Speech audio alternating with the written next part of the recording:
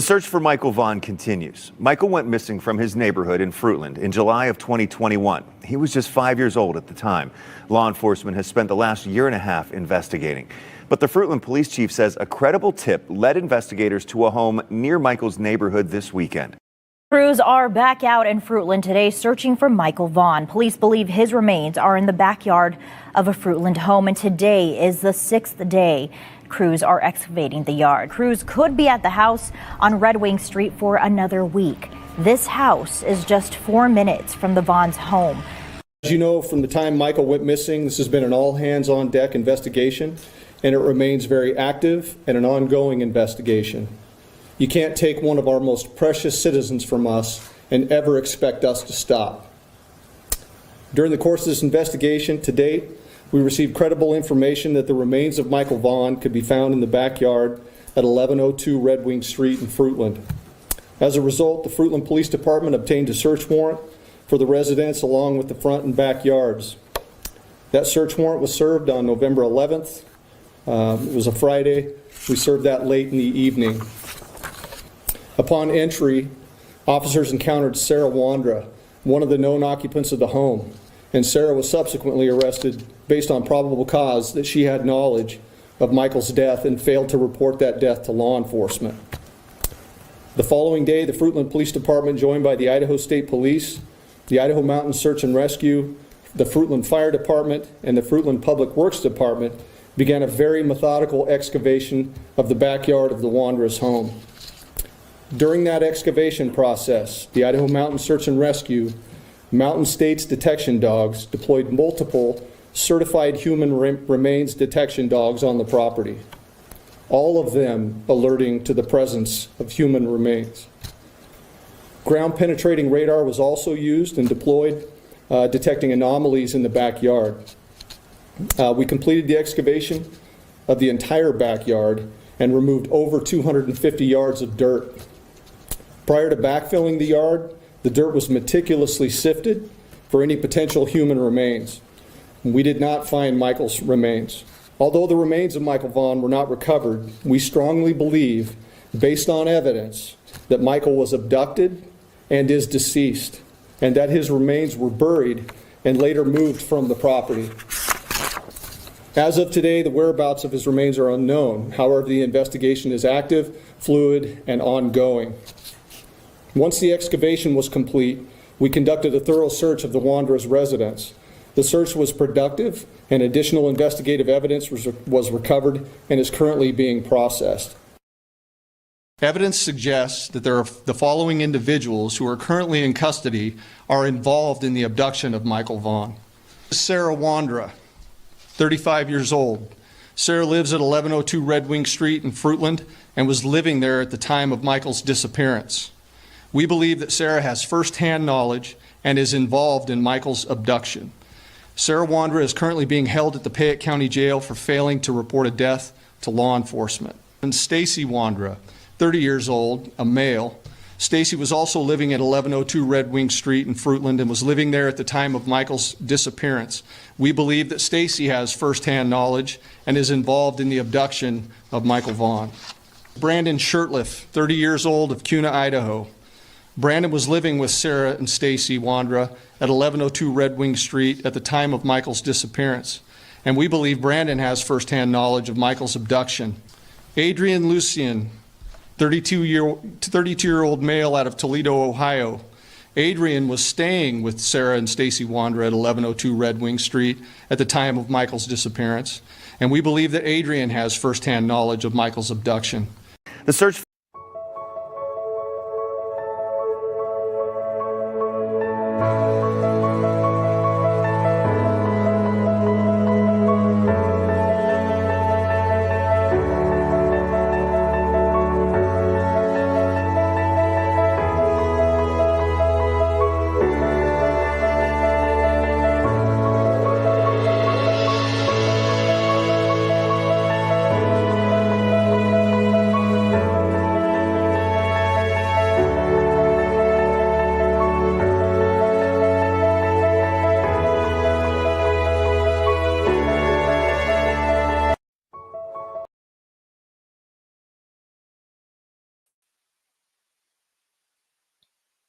Hello, hello, everybody. Thank you guys for coming in. I forgot to do a mic check. You hop into chat. Oh, it's not supposed to keep going, is it? Holy moly, what am I doing today? Here we go.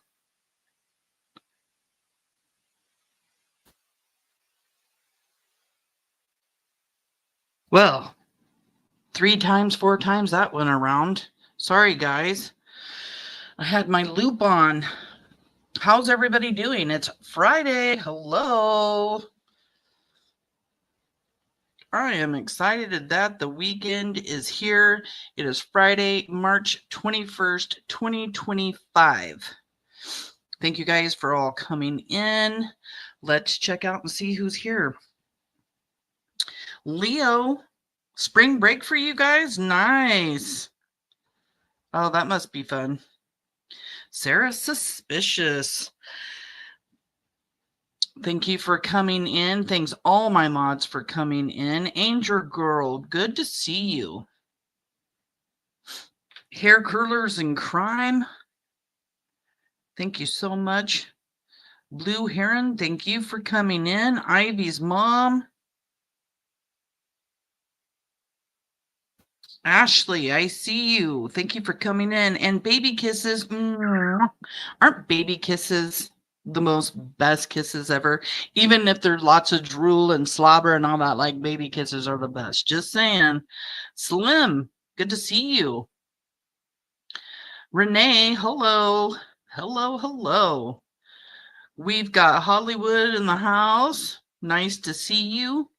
All in the tanks. Rizzo, thank you. I got your email. Thank you so much. I'm going to play that actually.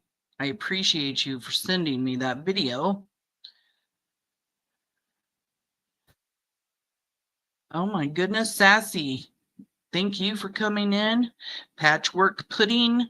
Gosh, every time I read that, I just want chocolate pudding. Yum. Shannon, hello. Good to see you. So many familiar faces, and it looks like a couple of not so new familiar faces. Thank you guys for coming in.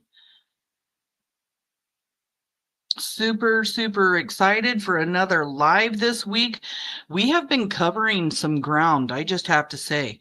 And I know we're going to go through all of Stacey's interviews, but maybe next week we maybe take a break from the interviews and do some other things. I haven't decided yet, but definitely birthday. Who's got a birthday? Well, happy birthday. Happy birthday to you. That's about as good as I'm going to get right there. Love it, love it. Do they still make pudding pops? Oh, I get those low carb, carb smart fudge sickles, and I love them. They're kind of like pudding pops. All right. It's not my birthday. I saw somebody say happy birthday. It's not my birthday. I was singing happy birthday to somebody else. My birthday was back in January. I am, so happy, just ecstatic that it's Friday. But last Friday, my husband had car problems. Him and I are talking on his break again today. He had fixed the water housing in his car because it cracked. And then he tells me today that there's a crack in his radiator. So more car work, and it's just so stressful. Car work is the worst when you have something wrong with your car. I think it's one of the most stressful things. I'm not joking. So that's happening this weekend, and then I get to spend some time with my grandbabies while my daughter enjoys her first anniversary of being married. It's actually on the 23rd of this month, but I'm super excited to spend an evening with the grandbabies. Yeah, I was trying to figure out whose birthday it was. I didn't know. Thank you so much, Rizzo. I am trying, definitely trying. You know, I still need to work on getting one of the happy birthday little songs or something up.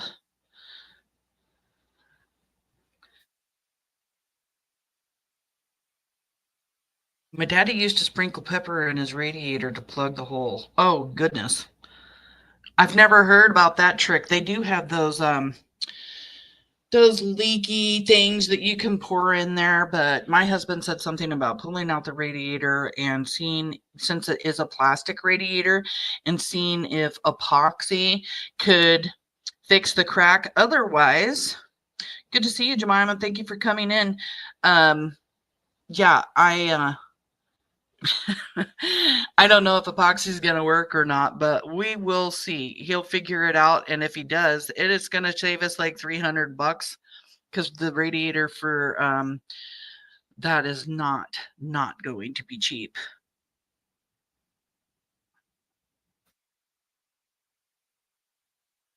Righty. Well, I got sent a couple of things that I want to share. After I'm going to talk about Michael real quick.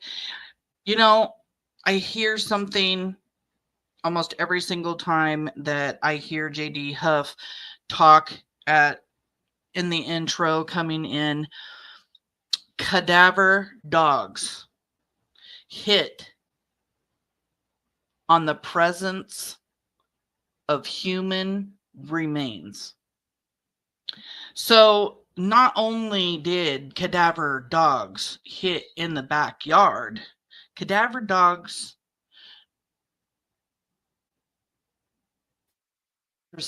presents of human remains. So human remains in that backyard. And we talk about it all the time. The abracadabra dogs. We'll just say abracadabra because I like to tease Stacey. So presence of human remains.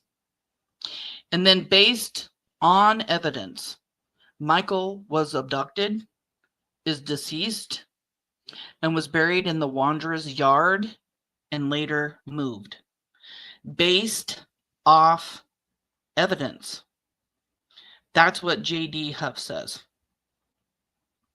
And we go by what law enforcement tells us because those are facts. And they call it evidence. And that's huge. The presence of human remains, though. So it's a lot more than just dogs hitting in the backyard.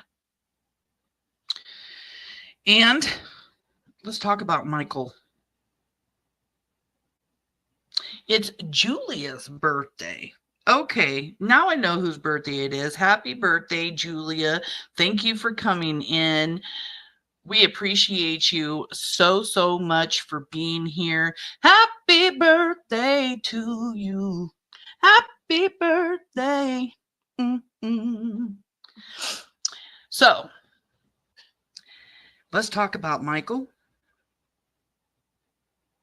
Michael was 5 years old when he was abducted in Fruitland, Idaho, right around the corner from his house on July 27th, 2021. There are 4 named suspects in Michael's abduction: Sarah Wondra, Stacey Wondra, Adrian Lucien, and Brandon Shirtliff. The suspects are those 4 suspects. They were named suspects and are still suspects as of January 10th, 2025. Brandy Nealbaugh has told us she has seen the charges that have been brought against all 4 of these suspects. And there will be a time when indictments are written out and these suspects will be charged for the abduction, the murder, burying Michael in the backyard, and moving his body to an unknown location. We're looking for anybody that has a tip about Michael's abduction, if you saw anything, or if you've heard anything directly from these suspects, or maybe you even heard through the grapevine. It doesn't matter. No tip is too small. Let law enforcement decide how important your tip is. Call the Fruitland Police Department at 208-642-6006 or email findmichael@fruitland.org. There's over $52,000 in a reward fund for any information leading to Michael Joseph Vaughn. You can also remain anonymous. Be Monkey's hero. Be the family's hero. Pray for Michael to come home. Pray that these suspects will find it in their hearts to come forward and tell law enforcement and the family where Michael is right now. And pray for Brandy. She's very ill. She's waiting for a liver. And we just want to continue our prayers for her, for the family. They have been suffering for over 3.5 years, and they deserve to see justice. And they deserve to have Monkey home so that they can mourn. It must be so hard not knowing what happened to Michael. They know he was abducted, but they don't know who did, who abducted him. They don't know who murdered him. They do not know what happened to Michael, and that family deserves, the Vaughn family deserves, to have that knowledge. They all have knowledge of what happened to Michael, shouldn't the family? And you have a choice here. You can have that tip sit in your mind and regret never making that phone call, or you can make that phone call or send in a tip to the email and be Michael's hero and be the family's hero. The tip line phone number is 208-642-6006 or email findmichael@fruitland.org. We are Monkey's Army, and we're never going to give up.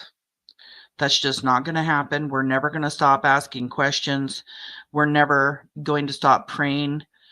We're never, hey, Kelly, we're never going to stop fighting for justice.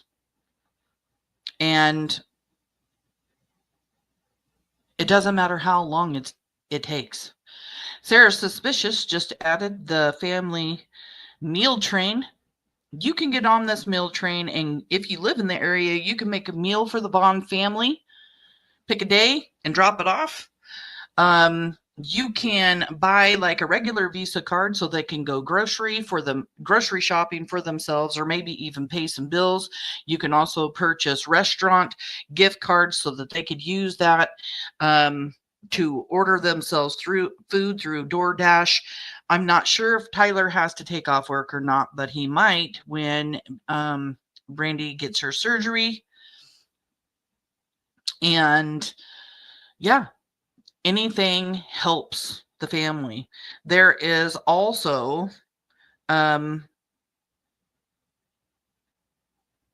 link where you can purchase hoodies, zip-up hoodies, t-shirts, hats, cups, mugs, you name it. They come in pink, blue, black, and all different sizes to also help support the family. It's all going into a bank account right now, and it's being saved for Monkey's project. I do not have that link right now. Sorry. You can look it up on Brandy Neal Vaughn's YouTube. She has posted it in there. Oh, goodness, goodness, goodness. Anybody else come into the house? I will just say for Brandy, for the Vaughn family, they appreciate what everyone does for them. The meal train, buying the sweatshirts and stuff like that. It means so, so much to the Vaughn family. They are so grateful, and they deserve to have our support. They really do. Brandy is one of the most strongest women I've ever met in my life. And she just keeps fighting She just keeps fighting. And that's why we're never going to stop. Exactly, Callie. We are never going to stop. And I lost my temper a little bit yesterday on the live. I'm not too apologetic about it because after I went back and listened to it, like, I don't take kindly to anybody coming in to my channel and talking about, you know, I thought we were talking about Michael or where's Michael and all of this. I used to get the same thing from the Kyron Horman, you know, Terry supporters when they get stuck and they don't know what else to say. Well, you're saying all of this about us. Well, what about Kyron? Well, when misinformation and rumors are being spread, you have to put a stop to it. And it is about Michael when you're putting a stop to rumors and misinformation, period. Because that information can go around for so long and people start believing things that are not true, like the misinformation and rumors that have been spread in Michael's case that these, you know, that Michael's parents, Brandy and Tyler, have had something to do with Michael's disappearance. And people should not think that to be true. So if I want to talk about misinformation or rumors, I'm not taking away from any child that I'm talking about. I am actually doing that child a favor by correcting misinformation and rumors. And I just wanted to say that because, yeah, it needs to be said. This is the link for the merch. Just got put up by Sarah Suspicious. If you want to click that link, buy sweatshirts, cups, mugs, hats, you name it, it's over there. They got hoodies you can pull over your head, zip up hoodies. I love the fact that they had some pink sweatshirts, men, women sizes. It's great. I know somebody in here yesterday said they got their sweatshirt. They're going to be wearing it all the time.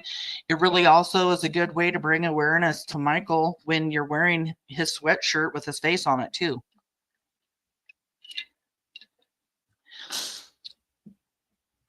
It's your channel. Talk about whatever you want. Your heart is in the right place. These other people are just, yeah, I agree. I just don't like drama. And that's why I feel like I need to say something or, you know, apologize or, you know, help people understand where I'm coming from, because I would never want anybody here to think that my focus isn't on the children that I talk about, Michael and Kyron mostly. But I got sent something. I believe this was, I need to check. I believe it was Chaos Queen, but I don't know if Past is here yet. Haven't seen Past come in yet, so I might just wait. This was sent in to me by Rizzo, though. Today we are going to be analyzing another one of Stacey's interviews from his YouTube shit show. I would like everybody to join me in chat and help me analyze. We're looking for any mistakes, slips, contradictions, whatnot. We already know he's a liar. That's what he does. We know that that is what Stacey does. And I know a lot of it is like going over the same things, but it is what it is. We're doing it. And besides all of that, it is content to put up to keep Monkey's, you know, face and name out there. So that's really important. And you never know, we might find a slip. We've already found 2 slips that I did send into law enforcement. So, Rizzo did send me a link to a news report on David Fears, Labor Dave. And we talked about him yesterday because there have been rumors out there that Labor Dave passed away before Michael disappeared. And if that's the case, then there's no way Stacey would have been able to go over and visit him that day. So far, nobody that has sent anything. We have not been able to find an obituary on Labor Dave, but we did talk about something yesterday that happened in November of 2020. So what was that, like 8 months, 7 to 8 months prior to Michael's disappearance? Labor Dave was attacked by an employee at his job. We talked about this a little bit yesterday, and I thought since we had the report, we just put it up here for everybody to see. Ruby Slippers, hello. Good to see you. So I'm going to put up this news report. This is on Labor Dave. It is kind of hard to look at Labor Dave. Not a drama Nana. Thank you for coming in, hun. So if you have a hard time looking at gross things, like his face is kind of messed up, okay? Like it's really messed up. So here we go. I'm going to put this up for everyone.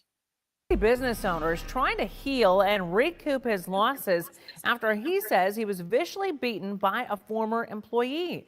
David Fears, who owns a handyman business, says he's been unable to work since he was attacked last week. And we do have a warning here for you. Some of these pictures of his injuries are tough to look at. They are graphic. Fears says he was jumped by his employee and 4 other men after a dispute about money. The attack left him with black eyes, and Fears says he needs facial reconstructive surgery. I got somewhere between 6 and 9 fractured bones in my face, which include everything from the under the orbital areas of the bone structure, affecting the jaw slightly. So basically, my face is like the bone structure is a floating mess right now. This is a whole different kind of pain. I have to sleep upright. Now, Fears filed a police report, and according to court records, his alleged attacker is facing battery and injury to property charges. It's unclear, though, if the other men he says were involved are charged. Since he's been out of work, one of Fears' clients started a GoFundMe to help out. If you'd like to contribute, we have a link in this story. It's online at ktvb.com right now. Isn't that absolutely horrible? And when you go on to read about this report, it was one of his employees getting upset about money that was owed to him when he didn't get it, when he wanted it. The guy left Labor Dave's and came back with 4 men, and they beat him with baseball bats and their hands. Like, yeah. Baseball bats. He looked awful. And then I read up here, Callie said that Labor Dave had a post on his Facebook a month after Michael was abducted. So unless that wasn't him posting, he was alive. So yeah, I think I might get my cousin in on this because she is all into that ancestry stuff, and yeah. She can find anybody if they have passed away. So Rizzo, thank you so much for sending me that link for that. I know a lot of people were really curious about what had happened. Rizzo says, I am talking to someone named, named Heather, and I'm trying to find out when he passed exactly because she did confirm that he has passed. Well, thank you so much for looking into that. Let me know, and then we'll talk about it. Thank you. And I have not seen past come in yet. I got sent something by Chaos Queen. I just thought it was really sweet. I'll show you guys now, and then if past come in, I'll thank him myself. But he has a Discord, and he made me the creator of the week on his Discord, and I just thought that that was just so nice of him to do. He put my link and everything up there in Discord and tells everybody to come check me out, and I just really, really appreciate that. I love my members. I love my subscribers. I love people that are in the bushes watching. It doesn't matter to me who you are, where you come from. I just appreciate the support, not only for myself, but for the children. So I'm going to turn on my phone real quick and pull up this live so that I can watch chat while I'm sharing my screen.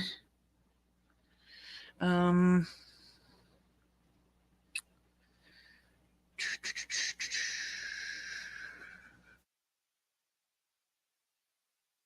let me see.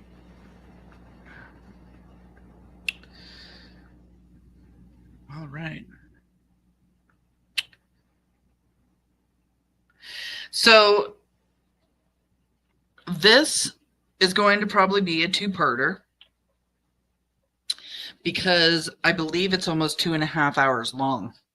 It is with Lauren Mathis from Hidden True Crime. Let me put her link into chat, and then if one of you mods could copy it and then just continue posting it. Here is Hidden True Crimes link. I have not listened to all of this interview, so I'm really curious to watch the whole thing. I think I have gotten through like half of it a while back ago. So we're going to go through this 2.5 hours with as much as we have to stop would be a very, very, very long live. So we're already 34 minutes into this. So I figure probably, we'll go to 2, maybe 2.5 hours. It is Friday night. I don't know what you guys are up for. I got fajitas in the crock pot. So dinner's ready whenever Hubs wants to eat. And yeah, I am ready to move forward. Grab your pen, grab your paper, or however you do it. I got teased yesterday for grabbing a pen and paper. Isn't that funny? Because I'm not...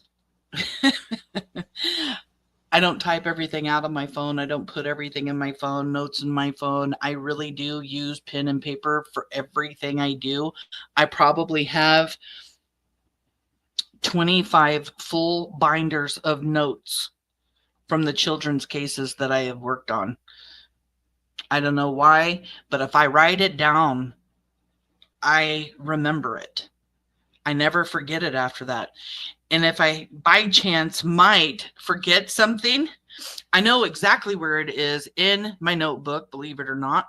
So, yep, I'm so old school like that. Oh, and I do have one more thing, one more message for, these 4 suspects. Let me just share my screen real quick because we've already played this once, but it's really important. Okay. Having to do with the firing squad in Idaho, the law just passed.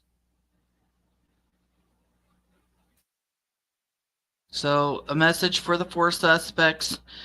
It's time to come forward. Tick, tick, tick, tock, tock. Tick, tick. Time's running out. Better come forward and get that deal. Death penalty is going to be on the table. Life in prison be on the table.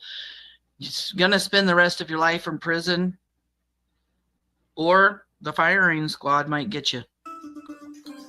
Back here in Idaho, a bill was introduced to the state legislature that would make death by firing squad the main method of execution in the state. Representative Bruce Skog and Senator Doug Ricks presented the bill to the House Judiciary and Rules Committee today.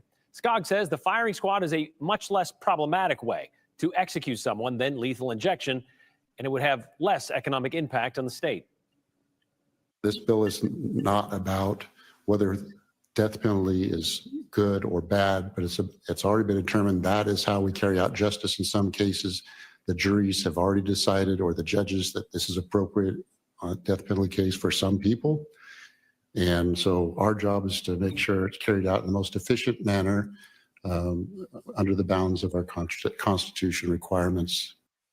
Committee agreed to print the bill and now waits a public hearing. And if it does pass, the bill would not be enacted until 2026. Which we already know.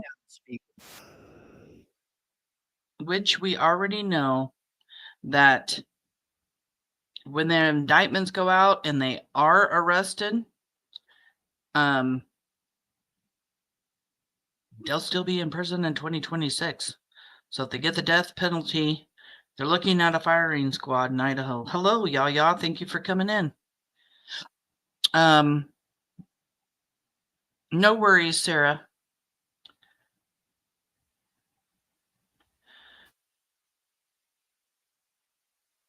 So now let's hop into the interview with Hidden True Crime that Stacey Wondra did.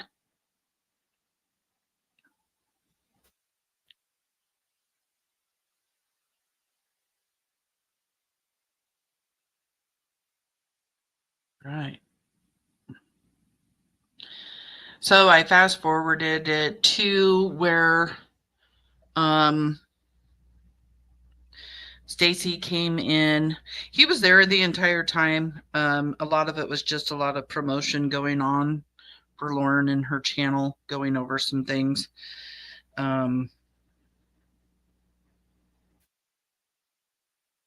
That 15 to 7 sounds a lot better than a firing squad, right? Okay, so let's just hop right into this and get going so we can cover as much ground as we possibly can. Okay, everybody had audio? Okay. I think that summed up who you are, Stacey. Somebody did ask, they said, I'm confused. Have you been cleared by police? You haven't been cleared by police, but you also have not been charged. Correct. But you have not been. So let's make both. Let's be very clear who Stacey Wondra is. We're just here to be really honest. And let's also be really clear that charges have been written up to charge Stacey Wondra, Sarah Wondra, Adrian Lucian, and Brandon Shurtleff of the abduction and murder of Michael Joseph Vaughn. Stacey has not been cleared by police. I don't know. This is me asking you a genuine question. I don't know if you are considered a person of interest or a suspect in this case. From what I know, I mean, I honestly don't know. I've been told person of interest, and then I've been told I'm not. I've been told a suspect. So there's no. I mean, I'll never find out the person of interest and a suspect is pretty much the same thing. The actual, I guess, facts behind it, other than, I mean, you know. Yeah. But I mean, and that's pretty serious. So people are saying, what is this interview? This is what this is. This is a case that John and I care a lot about, and this is who Stacey is. But Stacey, I want to make really clear, has also not been charged with monkeys, or excuse me, Michael. I know some people, I'm close, just so you know, I will try to call him Michael. I know that his nickname, some people don't think I should use it. I just want you guys to know that a lot of the missing persons folders did say his nickname. So I apologize for those that think I should be saying Michael, 5-year-old Michael. You have not been charged in Michael's disappearance. Michael has not been found. And really, this is kind of where the case sort of left. It was about December 2022 where the case kind of fizzled from the media, but nothing's happened. And then you were being held in jail. What were you charged with in jail? Felon in possession of a firearm. Okay. And you are recently out on parole. Are you on parole or probation? Probation. Okay. And he is already back in. He was arrested December 23rd of 2024, just shortly before the new year, because of multiple, almost 20 violations against him. And I also heard and got sent a message that Stacey is going to court next Wednesday. So we'll be able to look into all of that. Okay. And so here we are. And I think that if anyone knows something and that you can share with us, it's you. We care about this case. Thank you, Amy. Heck yeah. Hair Curlers and Crime says that she was in chat during this live and firing all the questions to ask him. Nice. I like to hear that. We got to, support all the channels. Thank you. Amy says, use his nickname. We want my monkey home. A couple other things. This is the Idaho Statesman. The Idaho Statesman, this is November 14th, 2022, where it says police have arrested a woman suspected to be involved in the disappearance of a Fruitland boy and charged her with failure to report a death. Sarah Wondra, 35 of Fruitland, was arrested Friday after police served a search warrant at the Red Wing Street residence she shared with her husband, Stacey Wondra, according to a probable cause affidavit. The residence was the site of a weekend police search and excavation in connection with the disappearance of Michael Vaughn. Michael went missing July 27, 2021, from his front yard, half a mile from the Wondra residence. He was 5 years old. Police have not said. Did that just say from his front yard? Because Michael was not in his front yard. Just want to clarify that. Not in. Did she just say his front yard? 14th, 2022, where it says police have arrested a woman suspected to be involved in the disappearance of a Fruitland boy and charged her with failure to report a death. Sarah Wondra, 35 of Fruitland, was arrested Friday after police served a search warrant at the Red Wing Street residence she shared with her husband, Stacey Wondra, according to a probable cause affidavit. The residence was the site of a weekend police search and excavation in connection with the disappearance of Michael Vaughn. Michael went missing July 27, 2021, from his front yard, half a mile from the. Yeah, it did. It said from his front yard. No, he was not in his front yard. Michael wandered away from his front yard.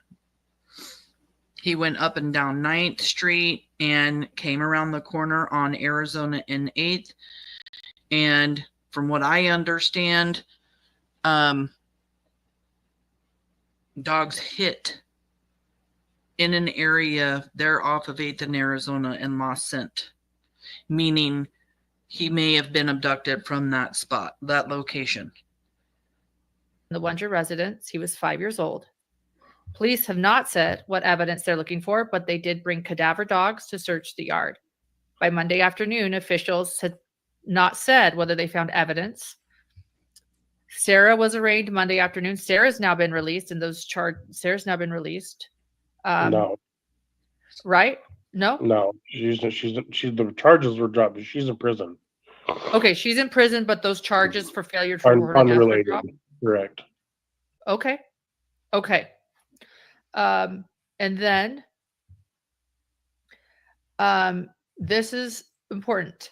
Fruitland police obtained a search warrant for your house. According to court documents, police forced entry into the Wondra's home around 9:30 p.m. Friday, where they never caught that. Forced entry into the Wondra's home. Forced entry. So they were not let into the home. They forced themselves into the home with their warrant. Here's something new every time. That's why I constantly go over information, even information that I've heard hundreds of times, whether it is written news reports and articles and stuff, or, news broadcasts that I've already seen before, or like this, the interviews we're going through. You always catch something. So yeah, forced entry into the home. They found Sarah Wondra in the living room. She was detained and read a copy of the search warrant. When I got to the portion that read murder, she said, "Did you just say murder multiple times?" A Fruitland police officer wrote in the affidavit. She also said, "I have never murdered anyone." So Sarah right there is saying, I have never murdered anybody. And I'm glad this interview is actually going over this affidavit, because we talk about this all the time, where Sarah says the Almighty God says Stacey did it, talks about Carson's yard, talks about Adrian Lucian. Now you're going to hear exactly what happened. Forced entry into the home where they found Sarah in the living room, and they started talking to her, and she's saying, I haven't killed anybody.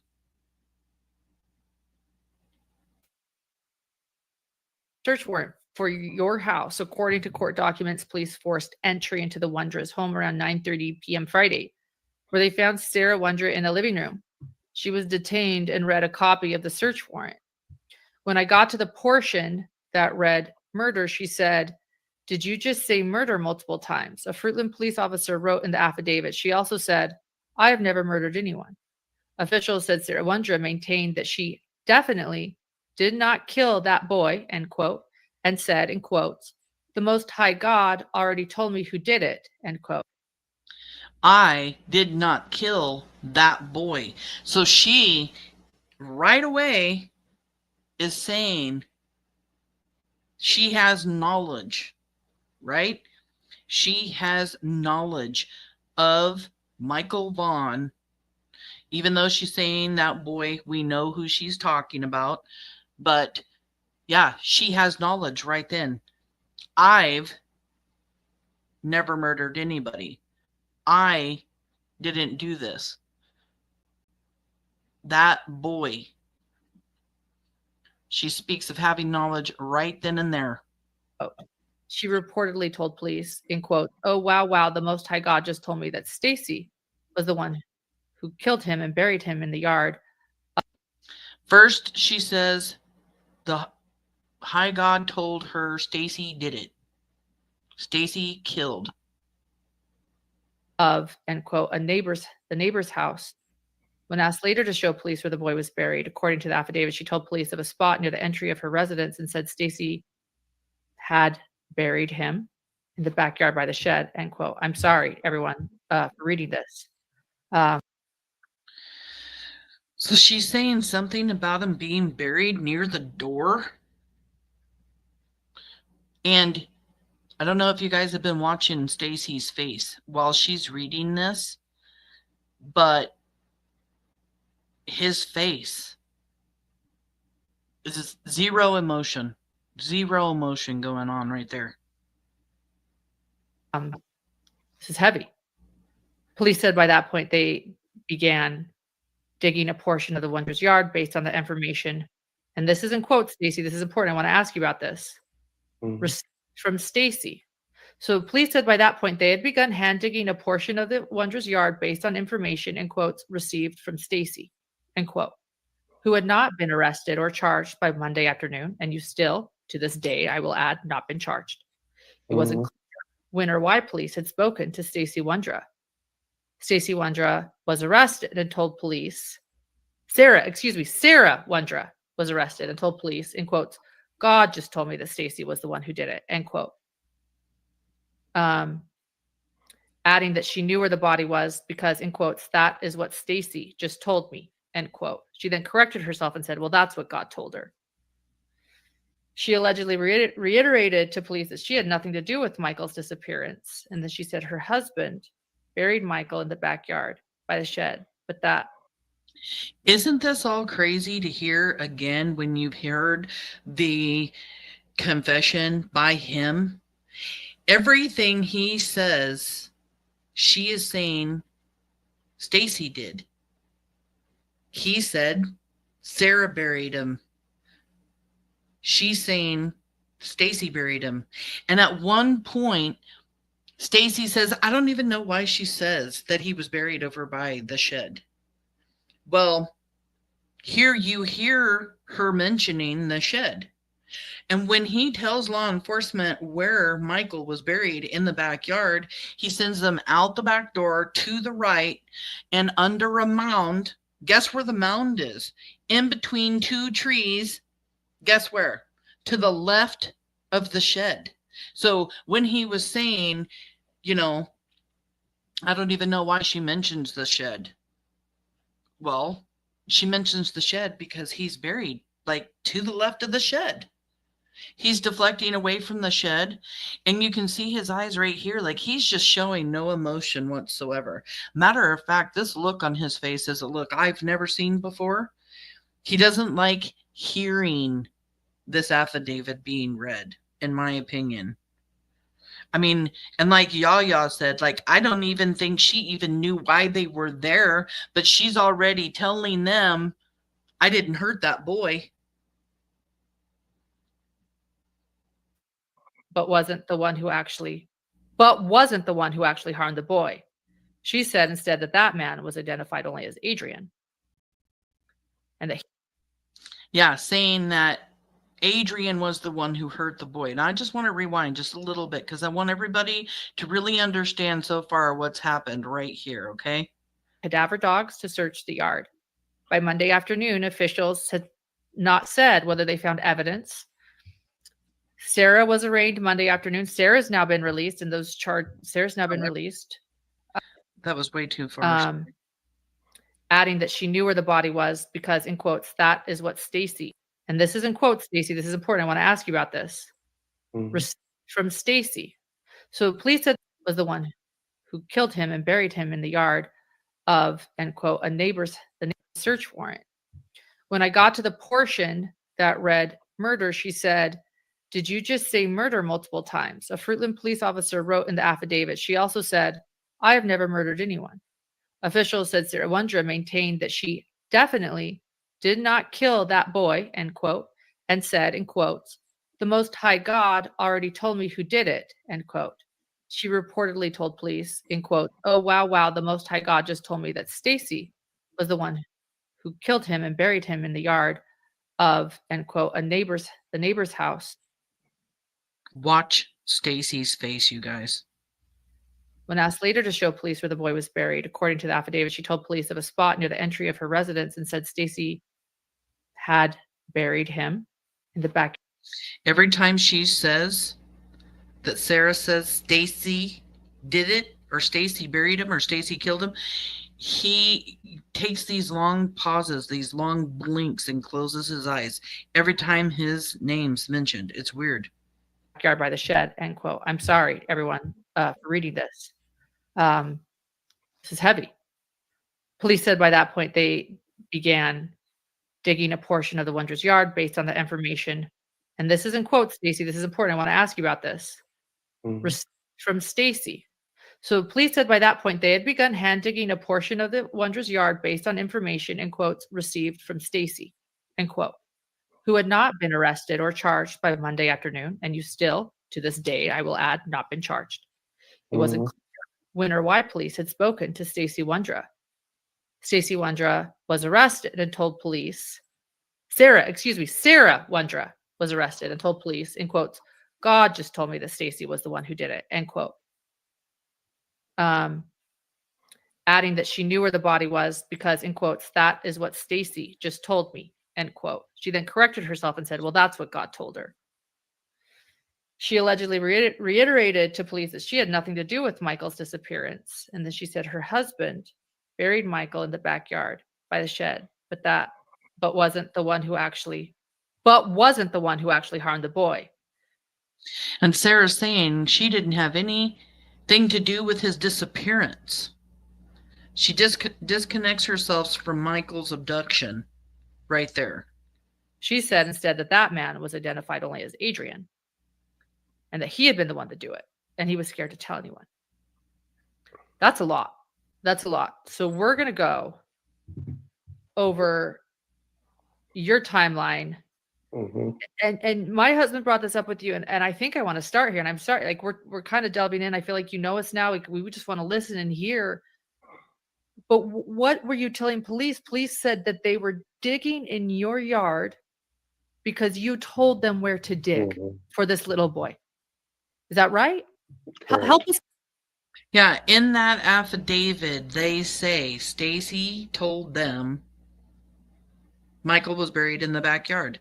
Remember during the confession footage, he asks about Sarah, one of the first thing he does, and he's shocked to find out by Chris Madonna that Sarah was arrested. And also and she said, what? Because he's finding out that Sarah has already thrown him under the bus, said that he's the one who killed Michael and buried him in the backyard. So she's saying Stacey did it. Stacey's saying that she did it. But she also mentions Adrian towards the very end of the affidavit, throws in Adrian did it. Understand that. Help us understand, because you maintain your innocence. Let me explain this. Stacey maintains his innocence, right? Hello, Brandy, sweetheart. Hi, Mama. Hey everyone, I'm heading home from the doctors listening. Thank you, Samantha, and everyone for being here for Michael. Well, thank you for coming in and saying hi. We appreciate you being here. I hope your doctor's appointment went well. We're all praying for you and all sending you love. Right? Is that correct? So, so tell me if that's true. You told police where to dig. Help me understand that. So, at the time of being incarcerated and being interrogated, this is in November. So, as previously mentioned on the video, or the YouTube video I did yesterday with you guys, I was diagnosed with different mental illnesses as a young kid, as a Yes. young kid. And you mentioned fetal alcohol syndrome, Correct. bipolar. You mentioned autism, but I wasn't sure if that was accurate or not. That It didn't is seem correct. like that is correct. Okay. Yes. Anything else? You did mention those things. And intermittent explosive disorder. It's no longer even a thing on the diagnosis table, but you know, here he is bringing up all of his disorders and everything. I feel sorry for those that actually have this problem. He uses it as an excuse and uses it to play victim so much. And he's using it to play victim, to talk about being interrogated and how they were just so mean to him till he finally broke. And, you know, after yesterday and talking about this, we know there's no mean, awful interrogation. He called and talked to law enforcement, told them, gave them the tip that Michael was buried in their backyard. And, you know, I watched another interview that Lauren and John did after they watched the confession footage. They're just shocked.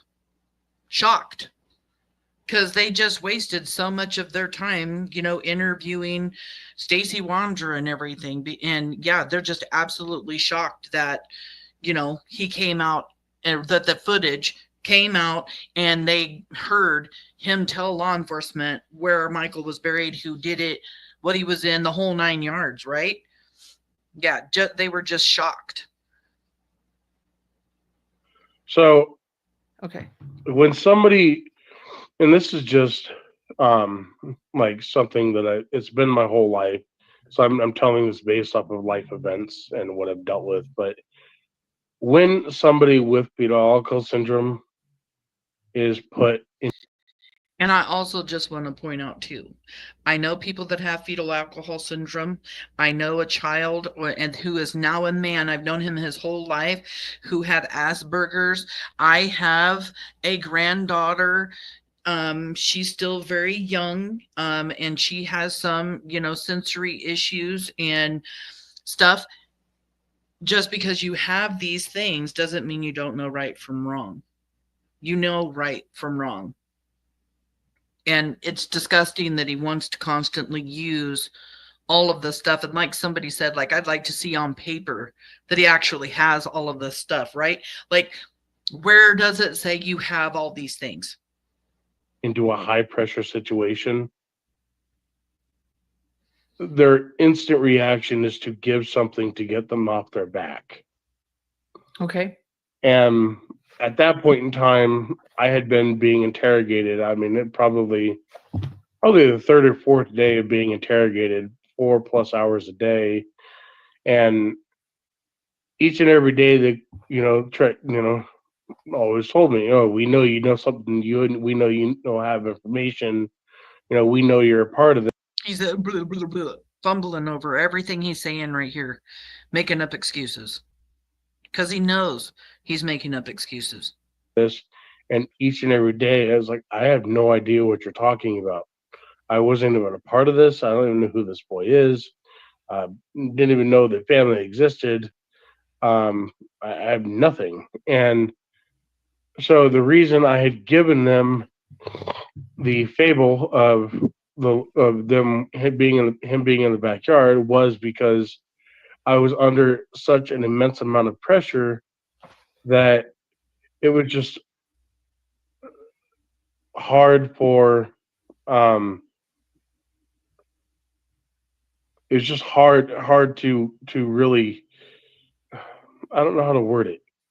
I can't wait till indictments come out and he's really under pressure, and just I wish I could be a fly on the wall to watch him just try to weasel his way out of it all, because he just thinks nothing is ever going to happen to him. He's never going to get caught for anything that he's done to Michael, ever. Opal, thank you so much for coming in, hon. We really appreciate you. She always comes in with like a beautiful little message, and she says, "Good evening, everyone. If nobody told you today, you matter. I appreciate you. I value you." And we also appreciate you and value you so much for coming in. Thank you for all of your beautiful, beautiful messages. You know, somebody that suffers with a disability, the people all concerned them, their instant reaction is to get them off of their, to give something to get them off of their back. Correct. So you felt almost like you were being interrogated and you wanted them to back off. So this is correct. Correct. You shared this moment of where they should dig during like a police interrogation. Correct. Okay.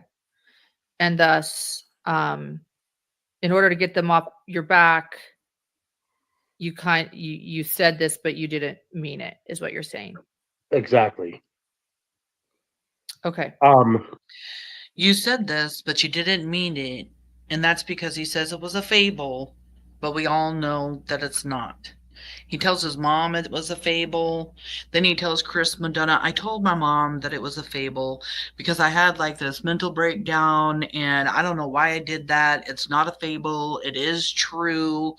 And he was like, Chris Madonna was even like, "Oh my gosh, what did you do to your mom now?" I will tell you that the location that I pointed out, that I gave the detectives, was nowhere even relatively close to the shed.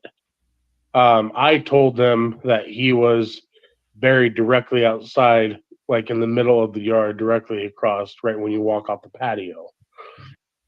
So here he's saying that he did tell law enforcement. Didn't he just deny telling law enforcement anything? And then he says, "And I didn't tell them that he was by the shed. I told him he was straight out the back door." We all listened to that footage, that confession footage. He does not direct them straight out and across the yard. No. He tells them, "Okay, go out to the patio, go right. Okay, go right a little bit more. Okay, see that mound? Look underneath the mound." No, it was over by the shed, exactly where Sarah says, too. In my personal opinion, he's deflecting from that area in his interview here because he's trying to, what? Like, I don't know, but deflect from it. And Sarah says it. I don't know. And I knew he wasn't there, which is why they didn't find anything. Why did you say that area? Because they were gonna hound me for a spot anyways. They would want a location, and they did that. I initially did try telling him it was just the backyard he was in, but they were like, "Okay, well, where's he at in the backyard?" And that's when I told them he's here in this spot. And I was on video with, I think, Chris, the detective, and I pointed them in exactly where where I told him he was at, he was going to be at, but I knew he wasn't going to be there. And I know it sounds incredibly stupid to do so. I didn't know what else to do. Like, they were so persistent and wanted they wanted to make sure that I knew something, and I didn't. I don't. There's no, I don't. The only thing he doesn't know is where Michael is right now, in my opinion. He knows. have information. I even took a polygraph, and I passed the polygraph with flying colors. You did take the polygraph? People are Mhm. asking that in chat if you took a polygraph. Absolutely. Okay. Mhm. Okay. And what about Sarah, your wife? Your wife She took a said that polygraph you did too. this. No. See, and that's like I'm a very firm believer in God. I may not follow God's word to the T, or you know, I may not practice Christianity Mhm. to the T, but I'm a very strong believer in God, and God doesn't tell lies. He's not known to sit there and tell a lie to somebody. And God speaks through the heart and not the mind. Mhm. And I know I was appalled when Sarah said that, and it was on the affidavit, because I was like, God doesn't lie. And God, reality is God knows the truth behind everything. And truth will come to light. And I just know that it was incredible. All right, I see slip, evidence, grab rights or statements, stop lies.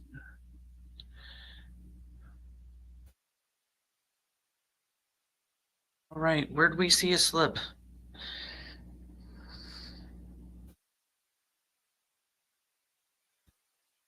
I'll rewind just a second.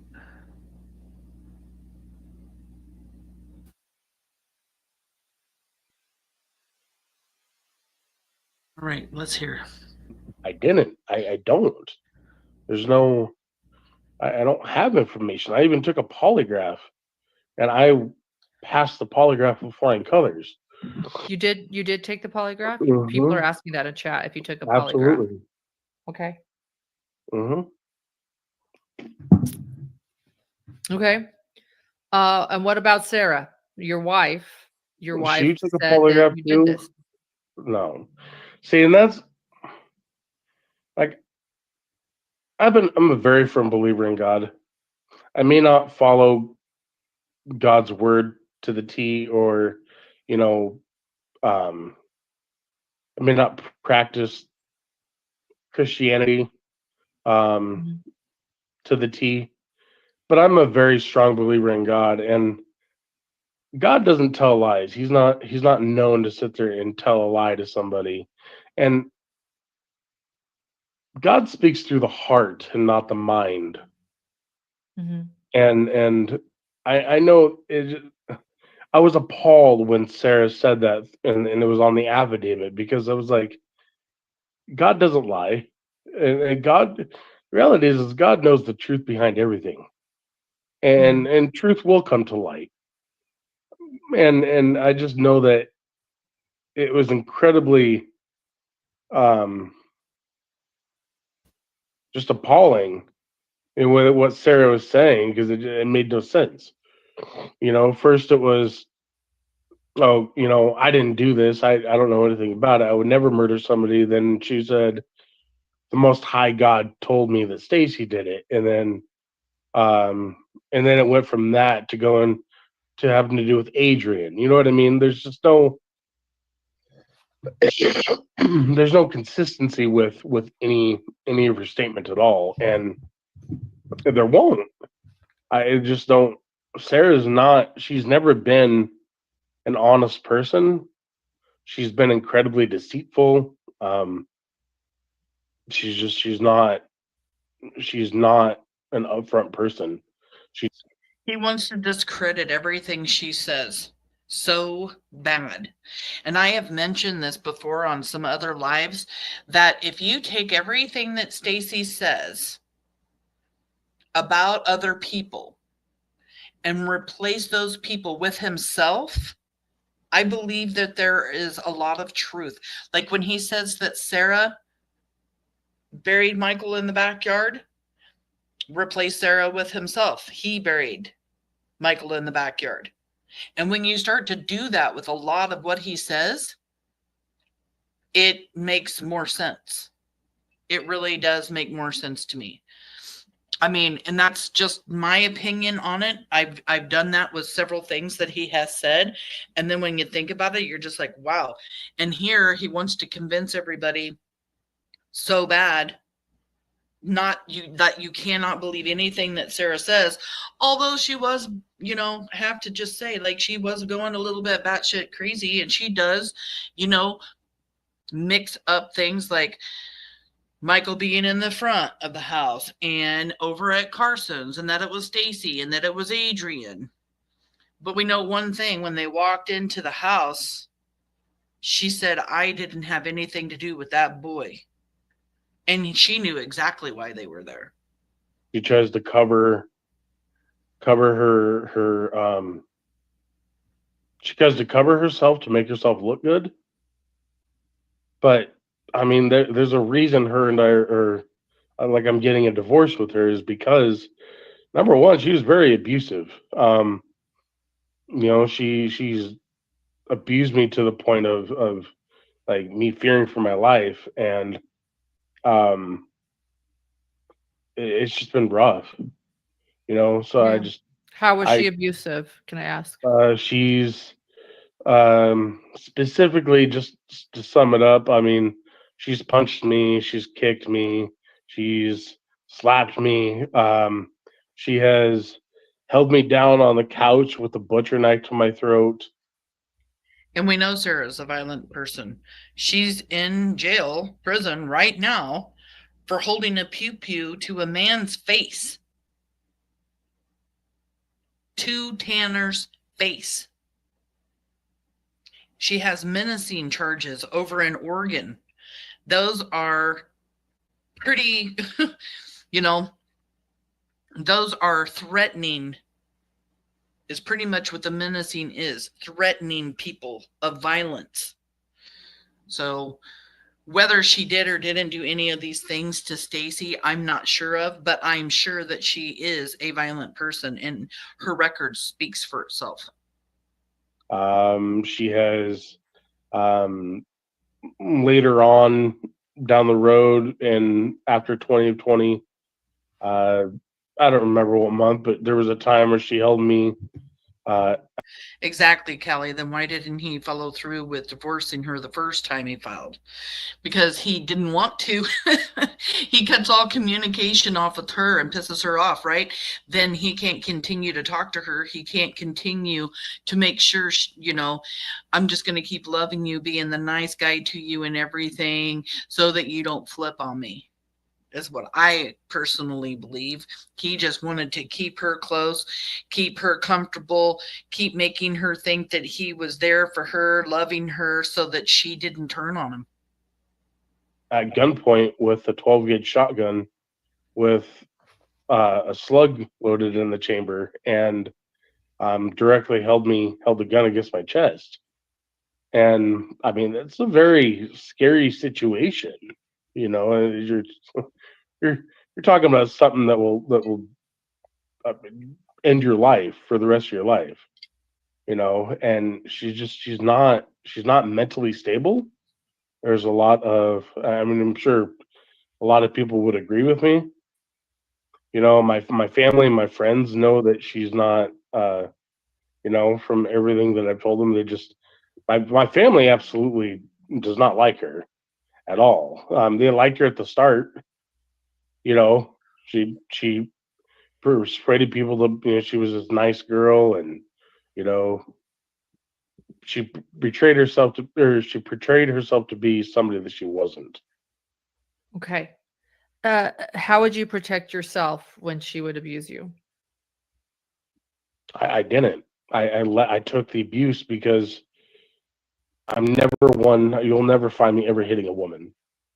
And I know for certain that if I ever were to hit her, I would do an extensive amount of damage. He'll sit there and talk about never hitting a woman, but we definitely know he has no respect for women. From what I've seen on the YouTube streets, he treats women like dirt. I mean, and you see it for real when he attacks Brandy up on panel. I know my strength. I know what I'm capable of, and I don't have it in my heart to fight a woman. Number one, it's wrong. And I don't care, I'm getting abused or not, or getting assaulted. I'm still not going to fight back. If it's somebody, another guy that, I'm getting in a fight with, maybe it's a different story, but I will never hit a woman. I can't. Yeah, so after we talked yesterday, I want to bring up something. It was Brandon was interviewed on another Mhm. channel about a year ago, and Mhm. he brought up something. Correct me if I'm wrong. Brandon brought up a story about a landlord getting mad at you for talking to his daughter a certain way. Does that ring a bell? It was on a channel. Go ahead. Sarah's dad. Sarah's Sarah's mom and dad dad was were, the landlord. yeah, he was the owner of the house. And Sarah, yeah, he got mad at me, and it wasn't. I never So he talked got to mad at you Sarah. how he talked to Sarah. Okay. Go ahead. Correct, yeah, but Sarah's parents will always side with her on any situation. So Sarah will go tell her parents something completely different other than the truth of what she had done to me. I mean, she'll tell them, make me look like the bad guy, and in reality, she's the one that's doing all this to me. And and then I go to try to tell my side to them, and they don't want anything to do with that. Okay. I'm getting some people discussing the chat. I just slowed it down. I've made it subscriber only. No, Caesar's last name is Grotto. Caesar Grotto. If people want to join, it sounds like our chat is a little bit more unruly tonight than other nights, understandably, because this is a really different kind of a live. I would like to remind everyone why we're here, and it's because of Michael Vaughn, and any information that Stacey can share with us is great. So we all want to find Michael, right, Stacey? Absolutely. Yeah, it was the lube guy that had a problem with Stacey at the lube shop. I looked into this after I watched the very beginning of this, and it was because not only was Stacey behind on the rent that he owed for the lube shop, but he was being very disrespectful and was hollering, I guess, at his daughter there at the lube shop, and he was just over it and done and told them, get out. You cannot be part of the lube job. So here, him saying landlord and all this, it's all lies. Absolutely. Hello, Mama B. Thank you for coming in. Yeah. Thank you for sharing that. So let's, and speaking of that, for people wondering why we're here, that's the bottom line why we're here. Can you take us back to the day that Michael disappeared? It was July 27th, 2021. And then if it's okay with you, I might add another person here. She's a mod. Her name is Ellie. She's wonderful. I trust her. And she knows a lot about this case too. And is it okay if I invite her on? She's backstage right now, and I'll just have her on, and she can help me maybe ask some questions too, if that's okay. That's fine. Does that work? Because only because the chat is so busy right now and so much is happening, I would appreciate a moderator support here with me. That's fine. Thank you. Okay. So Ellie's on mute right now. I can see that. She doesn't want to go on camera, understandably, but this is one of our moderators, our channel moderators. I know Ellie well. And okay, go ahead. But can you take us through July 27th, 2021, or start the day before if you want, whatever, what you remember of that day, and a timeline. And then Ellie, feel free to pipe in anytime you have a question. Thank you for helping me here tonight. Thank you. Yeah, thanks for being here. All right. So July 26th, I'll just start the day before, just to kind of give you guys an idea. July 26th, Sarah, Brandon, and I had taken a trip to Owyhee Reservoir, which is in Ontario, just outside of like Oregon, a little ways. And for outside of those that, Ontario. okay, and for those that, to understand the geography, Oh, thank you, Mama B, for saying that. Just make sure when you do subscribe, hit the bell. The bell's going to give you the notifications that you need to get your notifications. And sometimes it's my fault when people do not get their notifications, because if I don't put my thumbnail up and all of that in enough time for people, then sometimes people don't get the notification. And I'm so spur of the moment, and I apologize for everyone that does click the bell for the notifications. But it's definitely a way to, know when I'm going live, when it does work. Just saying. And sometimes YouTube doesn't do a very good job. I'm just saying. We have a lot of problems with YouTube sometimes. I've been there. Ontario, Oregon is right on the border of Fruitland, Idaho. So this is a border town. Oregon, Idaho. It's where they meet. Fruitland, Ontario. Okay, go ahead. And we had decided we wanted to go fishing and wanted to go to Owyhee Reservoir, which is probably about an hour, I would say, 45 minutes to an hour from Fruitland. And where we were that whole day, just to kind of let everybody know. And then, the 27th was just a normal, typical day. We didn't, nothing different was about it. I mean, we started the day, got up, had breakfast, shower, just getting ready for the day. And then Adrian wanted to go see his son, I believe, or daughter. I'm not sure. I'm not sure exactly what it. And I've said this before, and I want to say it again. Adrian has said so many times that he came to Idaho to see his son, to meet his son. His son was like 5 or 6 years old when he finally met his son at Applebee's, okay? But that's the one and only time Adrian ever saw his son, when he was in Idaho, before he left Idaho in August, like August 20th to 22nd, somewhere in there. Adrian leaves, but he only saw his son one time. So this excuse, like, I went to Idaho to move there, to meet my son, to get to know him, to be part of his life, blah, blah, blah. No, it's all BS. The gender was, but I know he wanted to go see his kid. And so Sarah and Brandon and Adrian all left probably about 11 o'clock in the afternoon, or in the morning, I'm sorry. And they went to go take Adrian to, it's like Nampa or Boise, one of the two. Okay.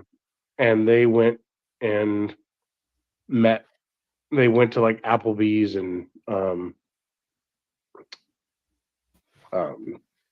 Ross, I believe. Mm-hmm. And then Adrian ended up meeting his son or daughter. And then he ended up staying in Boise or Nampa that night. The whole day he was gone. And Sarah and Brandon came home. And here stories are changing a little bit.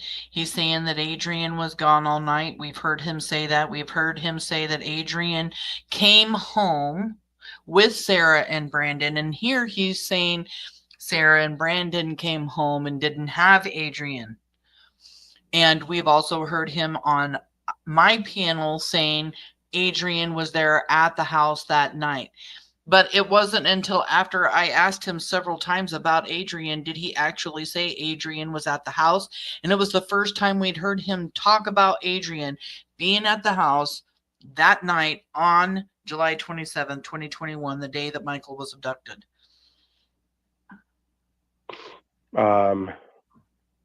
Later on, but backtracking, Sarah had called me with a taxi phone call, saying that a guy needed to go from Ontario, Oregon to the Boise airport.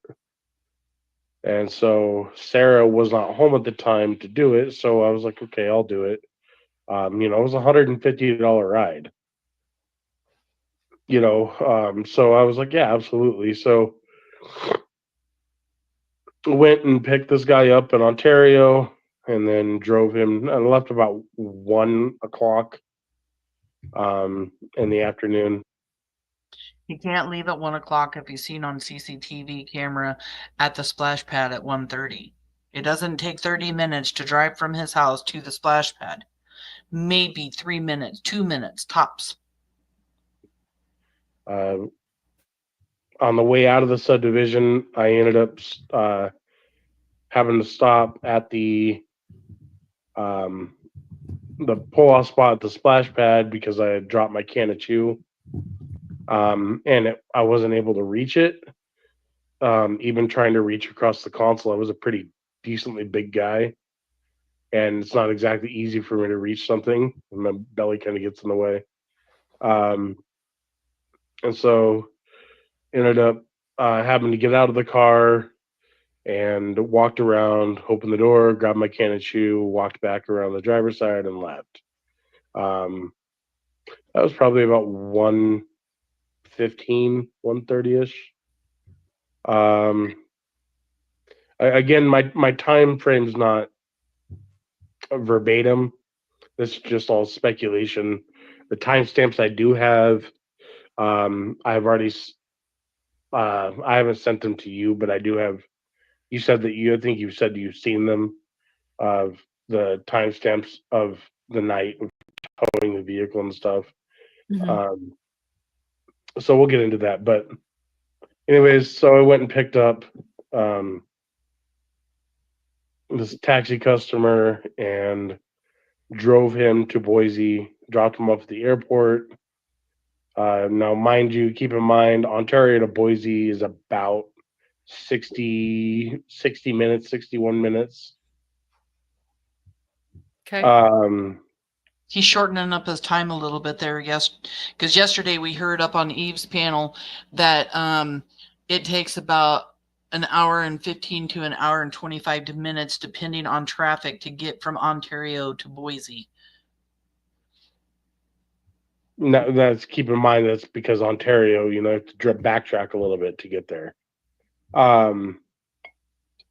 So we, after I dropped him off, I stopped at Labor Dave, who was a independent contractor, business owner. The owner's name is David Fears, and I ended up stopping there to visit him for, I'd say probably maybe an hour. And in an interview with Brooks, he says that he visited with Labor Dave for 3 hours. Hey, Ink, what's up? Good to see you, hon.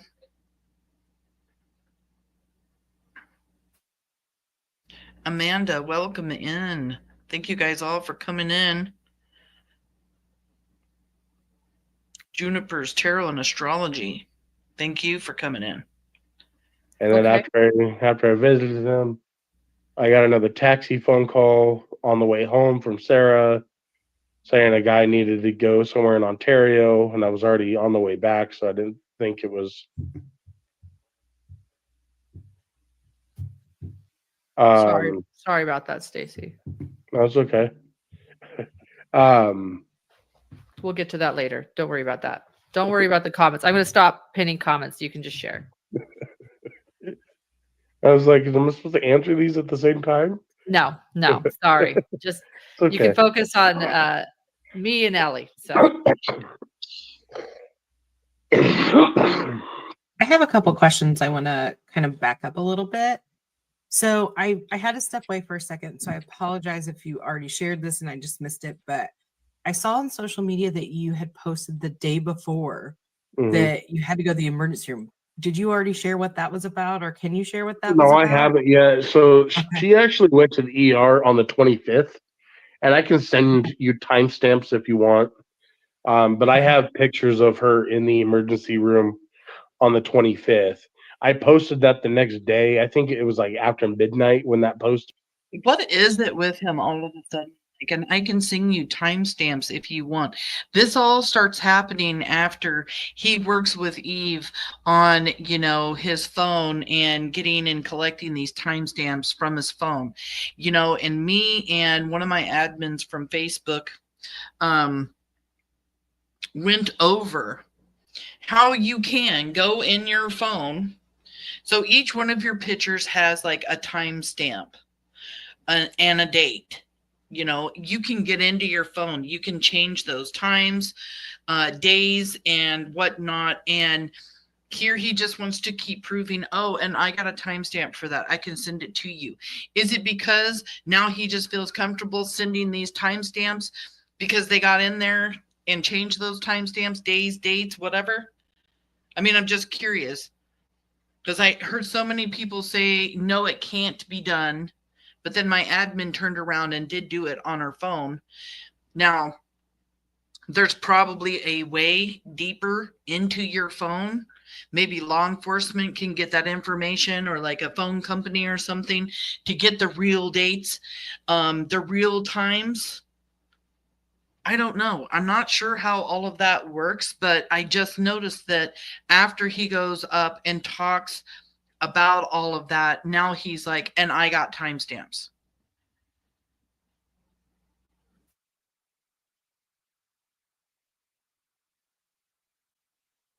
Oh, he does tell on Brandon and Adrian. He throws both of them under the bus.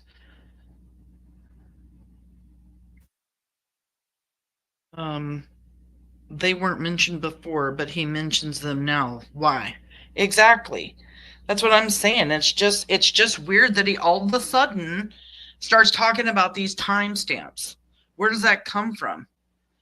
Like after, you know, 4, 5, 6, however many interviews he has, and now all of a sudden, now that they've gotten into his phone, yeah, make it make sense. Is there something malicious there? Or something like that. But I know it was posted the next day because that's just when I posted it. Okay. But she was in the emergency room. It was something to do with her diabetes, I think, if I remember right. Okay.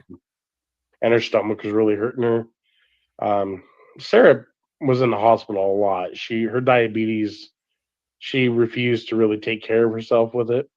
Mm-hmm. Her diabetes was always between the 400 or 500 range. Oh, wow.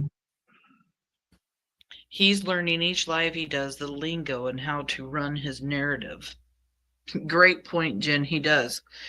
He does get a little bit better at it, but he still can't keep up with all of his lies. So there's still always a time change, a contradiction, a story change, or something like that, right?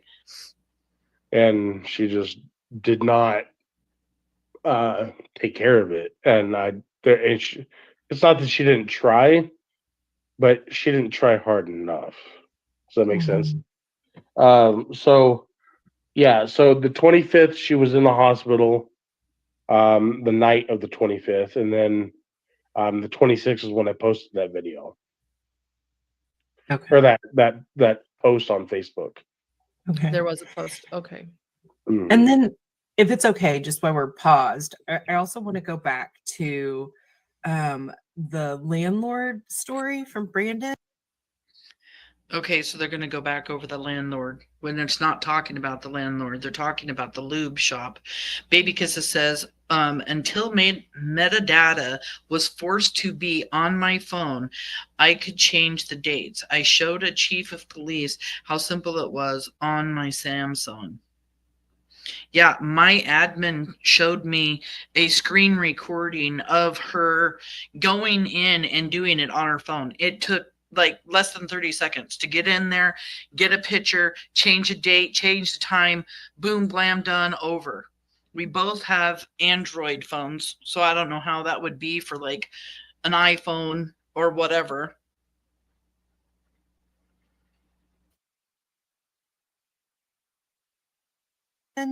Because I think there was a miscommunication between you, Lauren, and Stacey. Brandon told a story about your landlord at the lube shop.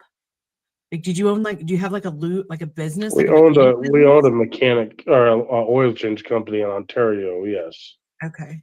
And then so I think it was that landlord that maybe there was some sort of. Oh yeah, no. So his daughter, yeah. So it wasn't. I was never disrespectful to his daughter. What happened was there was a miscommunication when I had signed a lease agreement with Art. His name was Arturo Rojas. Mm-hmm. And I signed a lease agreement with him for like $500 a month to rent out the shop bay.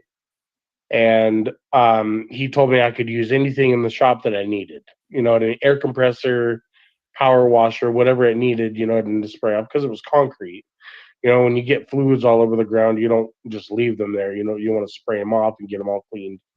You know what I mean, for the next time. So his daughter had come in and like was like, "Why are you using my dad's stuff?" And then it was just, it wasn't more. It was never disrespectful to her. I was just, I was frustrated because I'm being told one thing by Art, and his daughter's coming in saying another thing. So I was trying to relay to her that this is what he said. No, you're not allowed to do that. Well, why is? And I think I used the F word like once. I don't know, probably. I was like, well, why is your dad telling me this then? And you're telling me another thing. Well, you're not supposed to be doing okay. But that's why Art had. It was never an argument with Art at all. It was literally him just telling me, you know, my daughter came and told me you were a little bit rude with her. But sometimes I don't. It's not that exactly that I'm a rude person. It's just the way I come off at people sometimes. I'm not a rude person, he says. Are you serious? It grows obnoxious and rude. And I think that was more so what it was focused around. But Brandon tells a lot of things in his videos that are not of accuracy. Oh, I didn't realize that. No, he's not. What's that? Are there any other inaccuracies that you would like to, that you know There's that a you lot. said that you I would mean, like to address? Just like he did a lot of interviews with JLR Investigates, and he just says stupid things that just don't. I don't remember verbatim right now, but if you guys listen to his videos, Brandon tells a lot of things that aren't true. You know, just like the thing in one of the videos he did with JLR specifically. He said that the night in question, Michael went missing, that he asked if he could use Carson's truck because it had a spotlight or a giant light bar on top. That never happened. Like I know Carson to the T. You know, not his personal life, but how Carson operates, what he. Why does this channel not talk about Sebastian Rogers and Summer Wells? I don't talk about Sebastian Rogers because from the very beginning of his case, a lot of rumors and misinformation was getting spread. And I don't know what's factual or what's factual and what's not. So I leave that to other creators. And Summer Wells, I am mostly trying to do, because I am Missing PNW Pacific Northwest. I live up in Washington. And I mainly am trying to stick to children's cases that are up here in the Pacific Northwest. Sometimes I do, you know, like I've talked about other children and stuff that don't live up here, but I do try to stick with the children that live up here. And I don't know enough about Summer Wells' case to cover her case. I won't cover cases if I don't know them well, if I don't have enough information, if I don't, you know, if I can't find good factual information. But if you're looking to go somewhere and, you know, on Summer Wells, I know Josh from the lab has done an excellent job covering her case. And I also know that Chris Madonna has covered Summerswell's case as well. 2 great places to go. So those are the reasons why I don't work on those cases. He does for work, you know, how he is with his vehicles, his stuff. And I even called Carson actually a couple of weeks ago and wanted to let him know what Brandon was saying on social media about Carson and how Carson how Brandon said that Carson let him use his truck.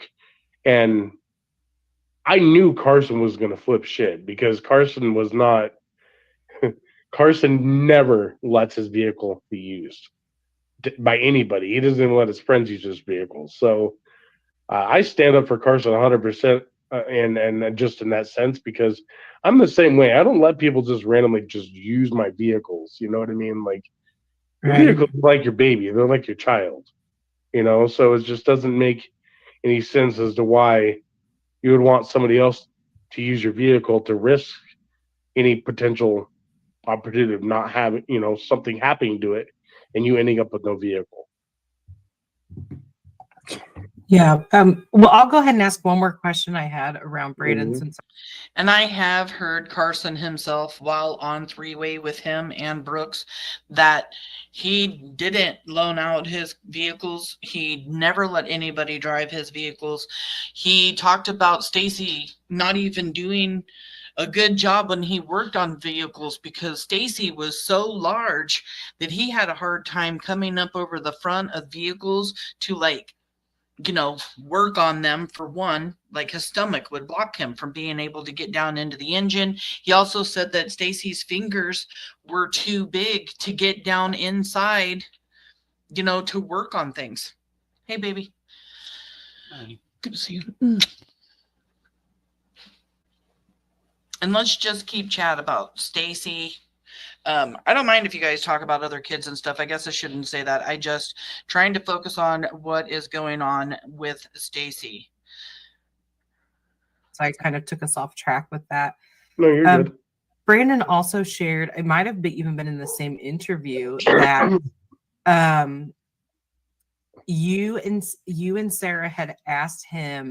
Jemima, he was driving. So they had the Lexus and they had Sarah's little car and they had the Sierra maroon truck. And I believe they were using Sarah's car and Stacey's Lexus to do taxi runs. And I think they actually had another vehicle in there somewhere for a while. And then that vehicle got sold to Carson Starkey's wife. To impregnate Sarah and so that you guys could have a baby. Is that something that happened? That he's got all backwards. So Sarah approached me because Sarah and I had discussed having a kid. And I told Sarah that I didn't think it was a good idea because we were not financially stable.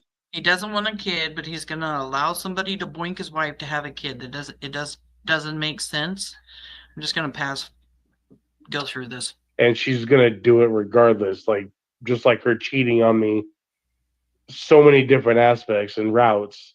Now, mind you, I had my share of cheating, but I cheated when I found out she was cheating on me. So it wasn't I did it out of just to cheat on her because I wanted to. It was, I guess, more so to get retaliation. Okay. So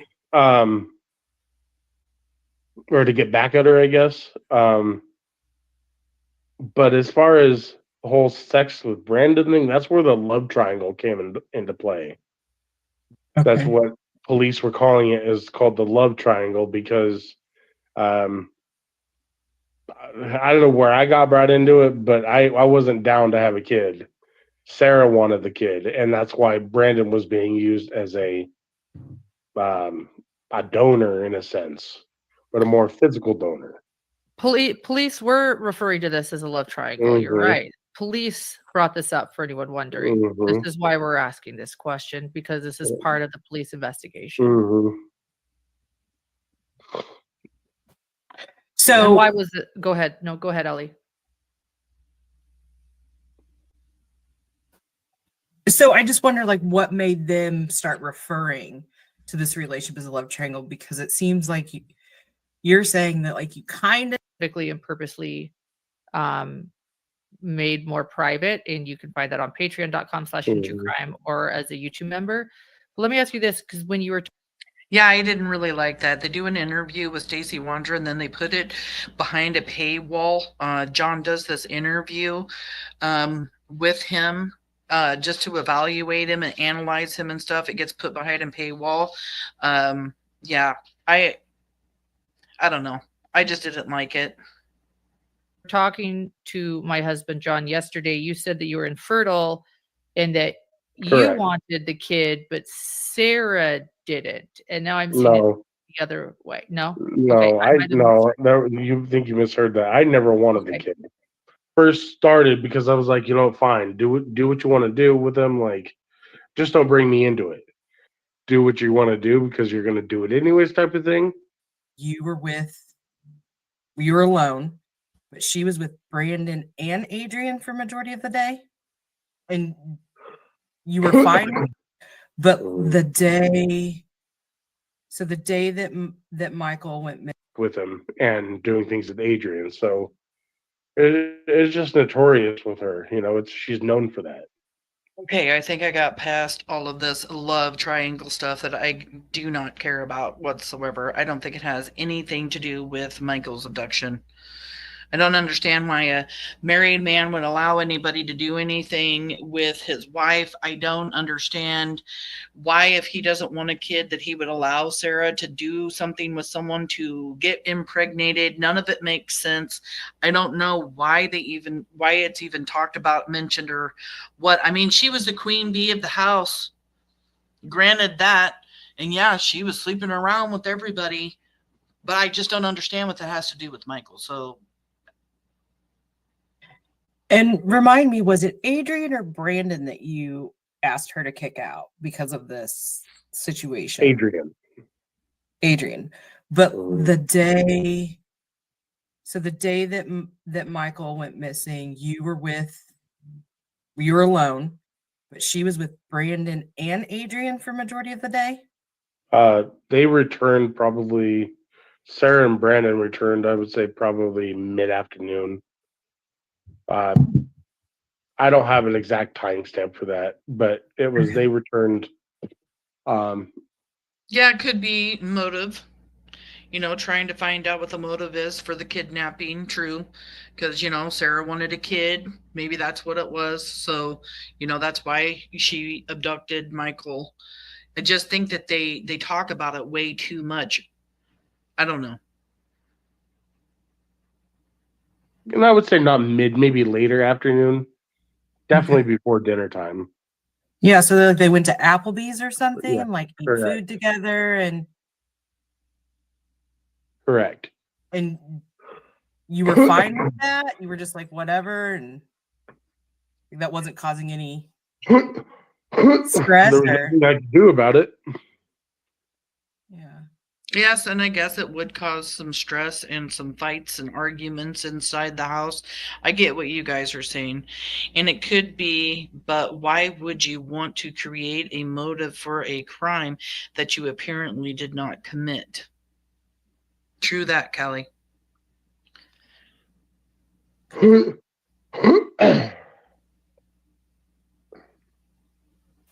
Okay, so I'm going to try to get us back on track here because I'm the one that took us off track, so I'll try to get us back on track. So that day, Sarah went with Adrian and Brandon to eat. Correct. And you stayed, where do you live again? Or where you stayed at your house in Fruitland? Mm-hmm. And they were kind of running all over different areas of Idaho, doing errands and different things, right? Correct.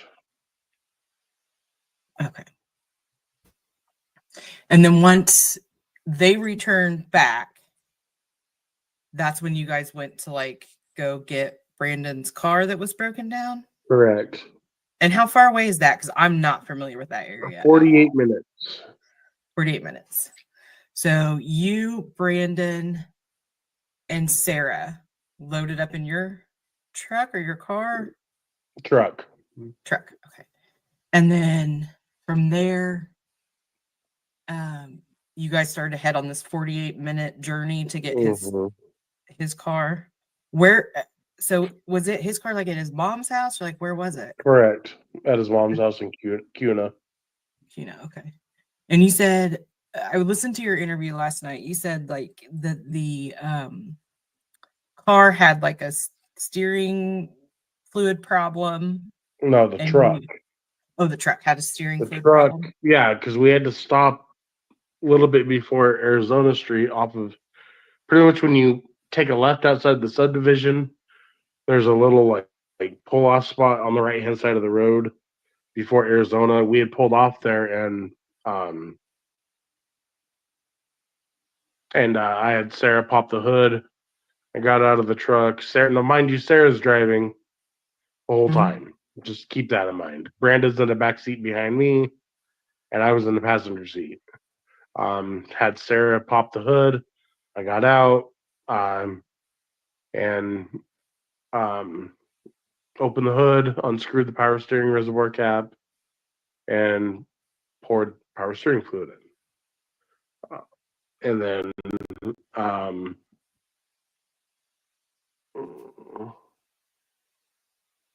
that was that. Okay. Okay.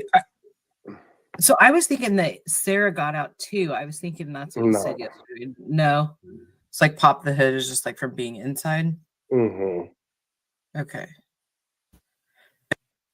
But Brandon, in the interview that I did with him, said that he got out of the truck, puts himself outside of the truck, and putting in the power steering fluid with Stacey. And Brandon waited in the back seat while you guys did. He didn't help you out or anything? No, I didn't need his help. Okay. I mean, just pretty simple job, you know what I mean? It's not like you need two hands for it. I've never done it, so I wasn't really sure what it entailed.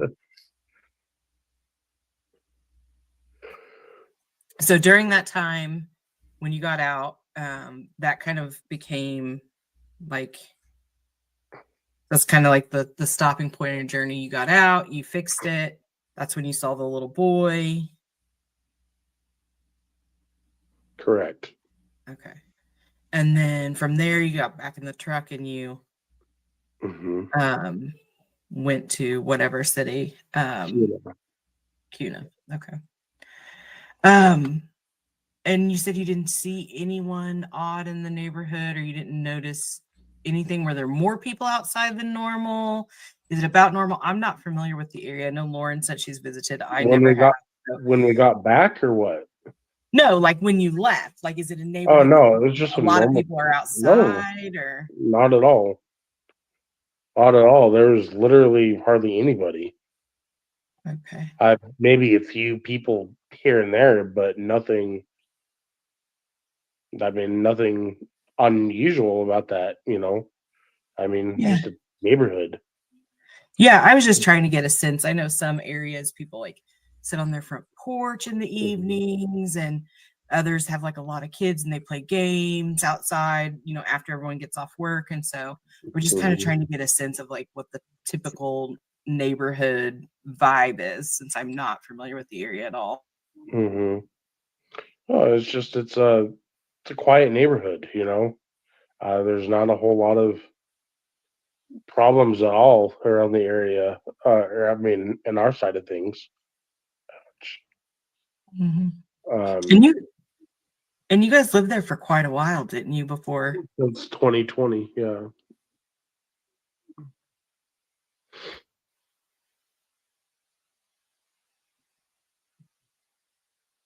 For those wondering, John's interview is for members only and Patreon only. Members only, head to your community post. Channel members, head to your members only community post. You'll find. Are you frozen too, Ellie? Is it me or is it? You're okay. So it's just Stacey. You're frozen. No, you're not. Okay. I'm not frozen. Okay. I'm So, you know, I think we really need to nail this timeline, Stacey, because, you know, you know, you say you're honest. Mm-hmm. You're a straight shooter, but then you also say that you didn't tell the truth to police about Michael being in your backyard. So I think I just really would like to like nail down the timeline that you shared the day that Michael went missing. And there was something you were filling up your car. So where did we end? You were at the ER the night before. Take us back to the whole day. Can you walk us through the whole day again? Let's start from square one. Because an alibi is important. If you're saying you're innocent, let's get your alibi, right? That's so. Let's hear it. And in this entire conversation that he's having here with Lauren too, he's not mentioning going to Payette to go to A&W. He's not mentioning going to Payette to, you know, pick up his prescription from Albertsons. He's not mentioning going to the skate park that's kitty corner from the Albertsons, where he spent 2 up to 3 hours there. Yeah, not making any sense. Every creator that has spoken to him has tried to get some sort of a timeline. The only consistency is this: I left to go to Ontario for a taxi ride and then drove to Boise to drop them off at the airport. Whether that trip to Ontario was actually picking up a taxi ride or something else that he was doing before going to Boise, we're not sure because we don't know. Hopefully this is something law enforcement has looked into, which I'm sure that they have. But this is the only one thing that he's consistent with. That and mentioning a 5:30 time. But he's not really consistent with any other times or any other stories so far in all these interviews that we have talked about. He stays true to pulling over in the splash pad, even though his times do change because his chew flew to the floorboard and he had to get out to go get it. But yeah, his timeline for the day is all over the place. 27th was just a normal day. It started out, wake up. We had breakfast, coffee, just sat around, shot the crap. And then I know Adrian wanted to go visit his son or daughter, who was either in Nampa or Boise. What I want to know is, why does he say Nampa or Boise? I'm sure after all this time, he knows that the picture came out of Adrian standing outside Applebee's in Nampa and that it was talked about. So why does he still want to keep trying to say Boise? Boise or Nampa? And I've noticed that just the last few interviews that we have gone over. This one, the one with Eve, and what was the other one? I want to say the one with Dolly Vision, he mentions it. But that's not at all what he was saying when he was on with Brooks. It was always Nampa, Nampa, Nampa, Nampa. Why does he now want to say Nampa or Boise? So, which, you know, he ends up in Boise after going to Ontario. Is he just trying to put them in Boise too with him? But why would he do that? Sarah offered to take him to go take him to his son or daughter. I would give a gender I don't know. So okay. He was Brandon and Sarah took him to go see him. I got a phone call. That was about 11 o'clock. I think they left in the morning. I got a phone call from Sarah on her way Very true, Blue Heron. Maybe he just wants to muddy the waters further by mentioning other places, other names.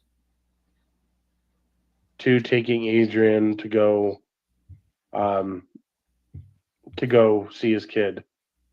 And Sarah said there's a taxi customer that needs to go from Ontario to the Boise airport. I was like, okay, I can definitely do that. So I went and got ready, finished getting ready. I grabbed, trying to remember them. And mind you, this was about 1 o'clock when I left the house, 1:15-ish. Okay. I was in the Lexus that we had, the white Lexus at the time. And drove to Ontario. Before getting to Ontario, would stop at the splash pad area to pull off to grab my can of chew. I think this is where we left off, by the way, just a minute ago. Stopped at the splash pad, walked around the vehicle to grab my can of chew, and then walked back to the driver's side and left. Okay. And I've seen that splash pad. It's very close. Correct. It's very close to where Michael lived, right? It's a center place, Correct. a lot of kids. So you Correct. stopped there. You like that's. I have to be honest. That's a little concerning. You know that you'd be there at a place where kids go. There was hardly anybody there that day, and it was the only place I could pull off. Beside, there was literally no parking. You can't just park in the middle of the road. And so I literally parked off. And keep in mind too, they have CCTV footage of me. I was actually shown that by Fruitland police detectives when I was questioned. I believe the Lexus was a sedan style. Adrian and his kid is in Ontario, where the taxi call has to be picked up. No, Adrian was at home on the 27th that morning, and him, Brandon, and Sarah left to go to Nampa, the Applebee's there in Nampa by the mall, so that he could visit his son for the first time. So they have me on CCTV, and it's exactly as I'm telling you guys. Of me getting out of the car, pulling in the splash pad, getting out of the car, walking around the vehicle, grabbing my can of chew, and going back to the driver's side, getting in the car and leaving.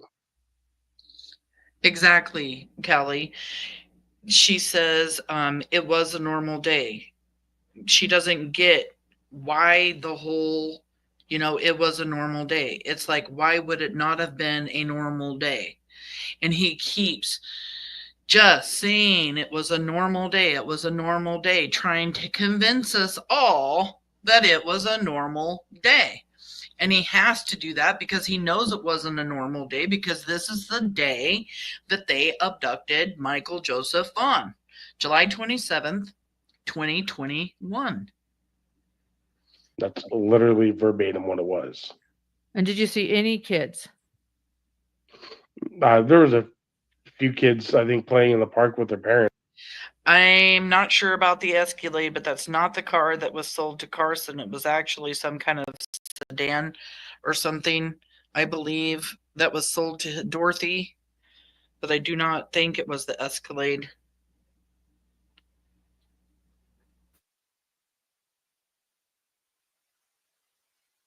Yes, he was seen at the splash pad at 1:30 CCTV.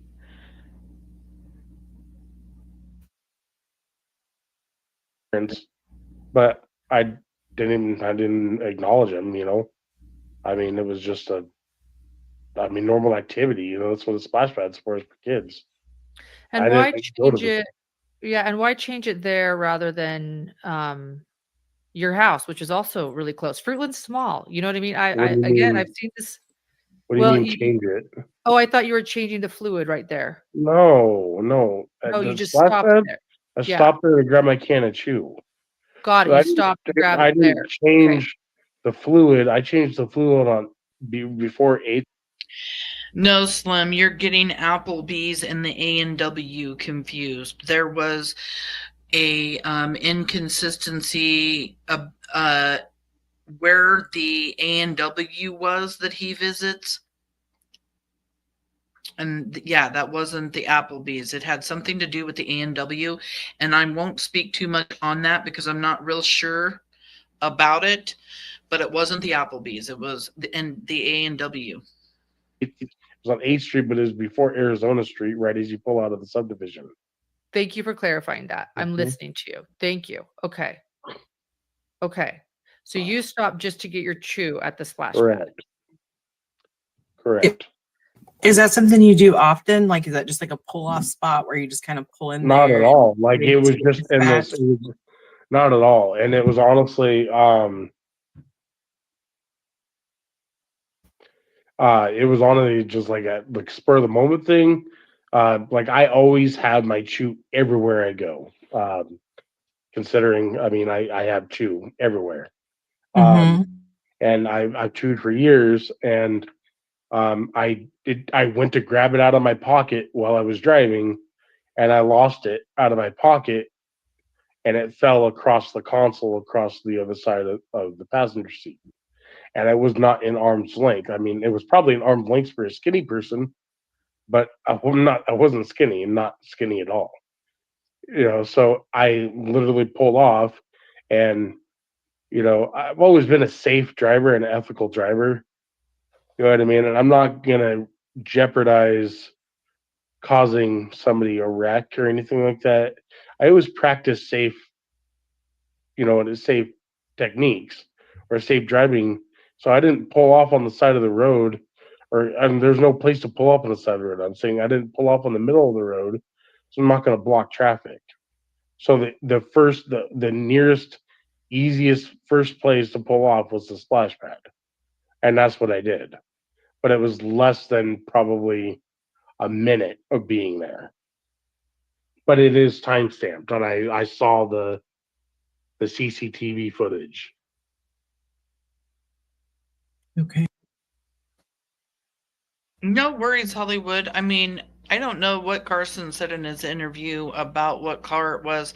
I don't think it was the Escalade. We did talk about this several lives ago as we were going through these interviews, and somebody in the comment section knew what car it was. I am just having a brain fart and can't remember what kind of car it was, but I do not believe it was the Escalade. So it wasn't like someone reported you or anything like that? No, It was not like at all. crime Nobody reported me at all. No, Was it busy there when you pulled off, or? not at all. It was probably, I mean, it was 1 o'clock in the afternoon. It was really hot. You know what I mean? There was no, I mean, I wouldn't want, if I was a parent, I would not want my kid. He says, Jemima, that law enforcement showed him the CCTV, and it's probably because he's denying where he's at and what he's doing, but they're like, look, dude, we've got you on CCTV right here at the splash pad. Kids to be out there in 90, 95-degree heat. You know what I mean? It's playing in the water. You know what I mean? I mean, I hate saying it like that, but like it's like going swimming. You know what I mean? When it's super hot and the reflection of the water just gives you a sunburn. That's kind of the way I see. You know, I don't know. I'm not a parent though. You know, Right. I just know that there was nothing unusual about that day. Nobody called me in. I literally stopped to grab the can of chew and left. That was it. So pulling over for the power steering fluid and pulling over for the chew is at 2 different times. He pulls over at the splash pad at 1:30 in the afternoon when his chew comes out of his pocket and flies to the floorboard, according to Stacey. And then later that day, he pulls over on 8th in Arizona at approximately, I'm going to say, somewhere shortly before 7 o'clock, since the Sierra, the truck they were driving, was seen by CCTV camera leaving the neighborhood at 7:08 p.m.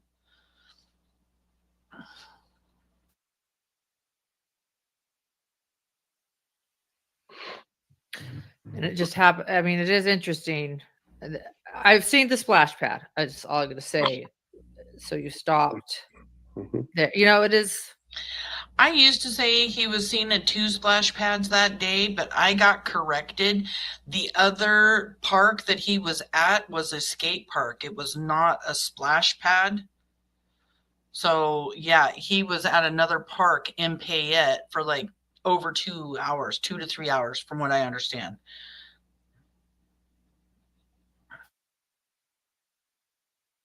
And the whole A&W thing, I just cannot speak on it. I just remember that he said he was at one A&W, but when he put out his information from his phone, there were creators that found the picture that was on his phone that he took of himself outside the AMW, and they took a look at the brick that was behind him in that picture. And it was the same color of brick at one particular A&W, and that's how they were able to prove that he wasn't at the A&W he had spoken about. But I, for the life of me, cannot remember what A&W he said he was at versus where they found out he was actually, where he was. It's where children go, so it's not the best place to have stopped, unfortunately. I believe you can check Crime Sleuthen's live that she did with me and Justin, where she's talking about that. That may be in there, I believe. Or maybe she did it with Spirit Seeker Squad. You know. Yeah, but I guarantee. Yes, Sarah suspicious. That is correct. They were at a laundromat near their home, and it was across from a different splash pad, not the one that's in their neighborhood, but a different splash pad. And that there was a flyer of Michael in that laundromat that ended up getting, you know, what's the word? Vandalized. And I heard, I do not know if this is 100%, but I heard they were on camera as the people that destroyed the flyer. But like I said, I don't know that for 100%, but the flyer is there at that laundry mat, and they're there doing laundry. The question is, why are they doing laundry at that laundry mat when they had a perfectly good washer and dryer at their house? But it's directly across from another splash pad. I guarantee you, I'm not the only person that doesn't have kids that has gone to the splash pad. Yes, and that A&W thing that Crime Sleuthen and other creators were able to determine proved that he was near the skate park in Payette, correct?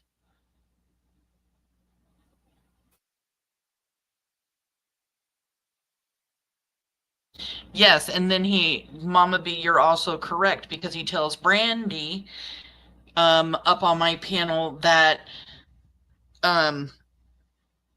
he was in that area because he had a taxi run and he was picking somebody up from an apartment complex. And it's the first time we hear about him talking about a second taxi run. You know, he's in this area for a long time, and he's really trying to deflect why he is in that area. You know, he's there at the, and this is all in the area where Brandy works too. A lot of people find that suspicious. I don't believe that the Wondras knew who Brandy and Tyler Vaughn were, or the kids. I believe that it was like a coincidence that Michael was out that day wandering the neighborhood, and that they saw him and abducted him.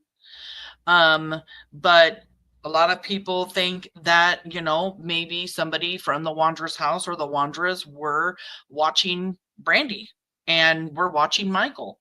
And we don't know. We don't know because we're not privileged to that information.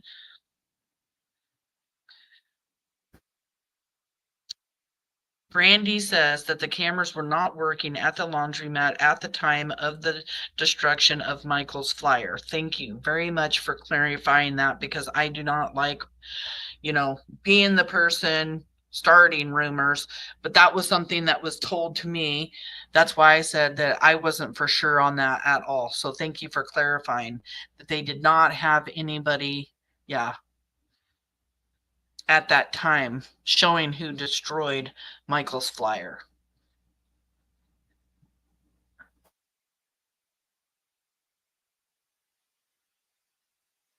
It was very interesting when he brought up the laundromat. There was an issue with Michael's posters being taken down every time one would go up. Oh, wow, I didn't know that. And then Slim's asking if maybe the washer and dryer were repoed. I don't know. I've just heard time and time again that they had a working washer and dryer, and that it was odd for Brandon to be going to his mom's to wash his clothes when they had a washer and dryer at their house. It was odd for them to be going to the laundromat across from that that splash pad because they had a working washer and dryer. Yeah, Okay. sure. I didn't see anything wrong with it or weird. Like I wasn't doing anything wrong at all, other than grabbing my can of chew. I mean, would you rather me block the roadway or would you rather me, you know what I mean? And No, totally agree. You know? And so that everyone knows, do you have the timestamps of where that CC footage was? What are the timestamps? Taken at 1:30 p.m. Okay. So then, and that was so then where do you go after that? I left. I went to Ontario, picked up the taxi client, took the taxi client to the Boise airport. And mind you, it takes about 61 minutes, 62 minutes to get from Ontario to Boise, depending on traffic, which in the middle of 1 o'clock time frame, 1 o'clock hour, it's not busy. I mean, it's just it's the least busiest time of the day. Other than in the early morning, like 8 o'clock, 9 o'clock in the morning. But drove to Boise, dropped the client off, went over to go visit Labor Dave. Mentioning Labor Dave again here. He doesn't say anything about Labor Dave at all when he tells Brandy his timeline. Hung up there for about an hour and a half. Went back to on my way back to Fruitland. Got a taxi phone call again from Sarah. She was already at home when she had called me. So I got a taxi phone call from her saying this guy needs to go to another place in Ontario. I think we had gone to A&W or something like that because that's where my timestamp is from. Check out that meal train for the Vaughn family that Sarah Suspicious just added into the comments. You can get a regular Visa card that the Vaughns could use to pay their bills, to go to the store and buy things that they need. You can also find a date that's available and make something for the Vaughns if you're in the area and drop it off there at their house. There's also several different restaurants. There's even cards that you can buy that have several restaurants from them to pick on or to pick from. So yeah, if you have the money and the means, it doesn't matter if it's $10, $50, it doesn't matter how much. I know the Vaughn family appreciates any and all help that they have received so far. And I know now that it has been very overwhelming for them. They got a lot of help. So the continued help is very much appreciated. So I took them and dropped them off, and then. Yeah, good point. Plus they claim to have their own laundry service.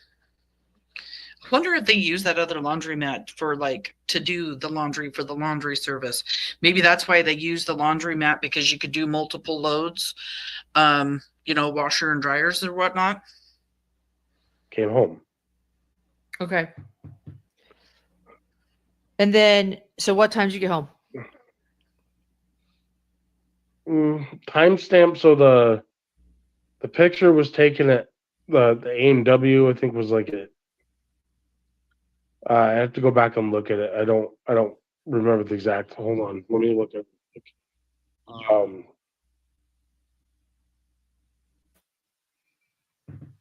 We just lost. So Brandy in the comments is saying that they are not taking any home cooked meals at this time. We want to use that when I have another surgery. Okay.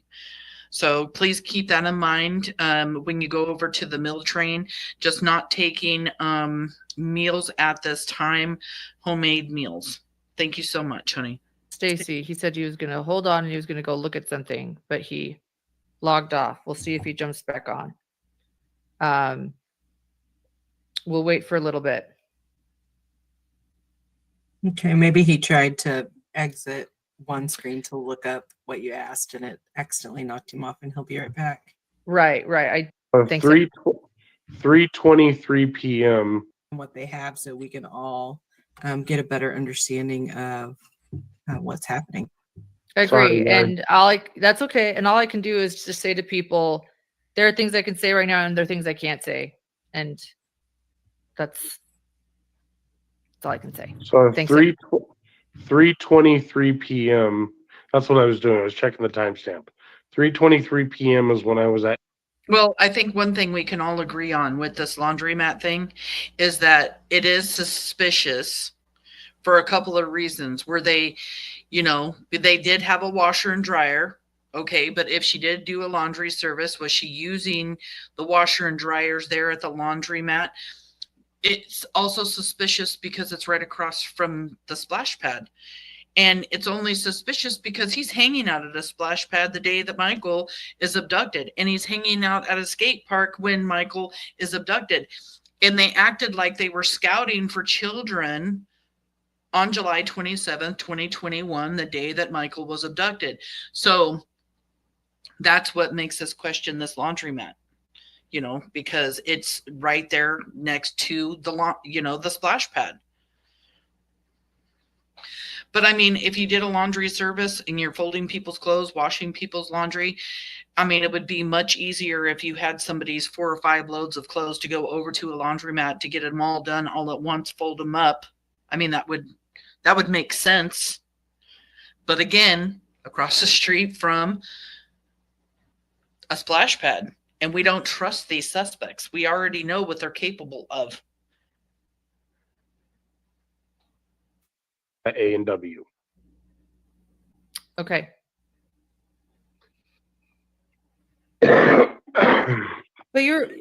and I had no clue that flyers were being taken down from the neighborhood and everything else because of the rumors and stuff flying around that Brandy and Tyler had something to do with Michael's disappearance. That's just absolutely, that is just so disheartening to hear, because I know that Brandy, has continued, and Tyler and the family, putting up flyers in that area all the time, still doing it like all the time. Okay, you're around. So, and what were Brandon and Adrian? Where were Brandon and Adrian at this time? Because they were also dubbed persons of interest, or I think persons of interest by police, maybe suspects. I don't know. What were in Adrian wasn't even home. He never came back. Right. He stayed in Nampa and Boise that whole night. He stayed in Nampa and Boise. You can't stay at Nampa and Boise. You're either in Nampa or Boise. And why does he keep mentioning Boise? I just don't understand this.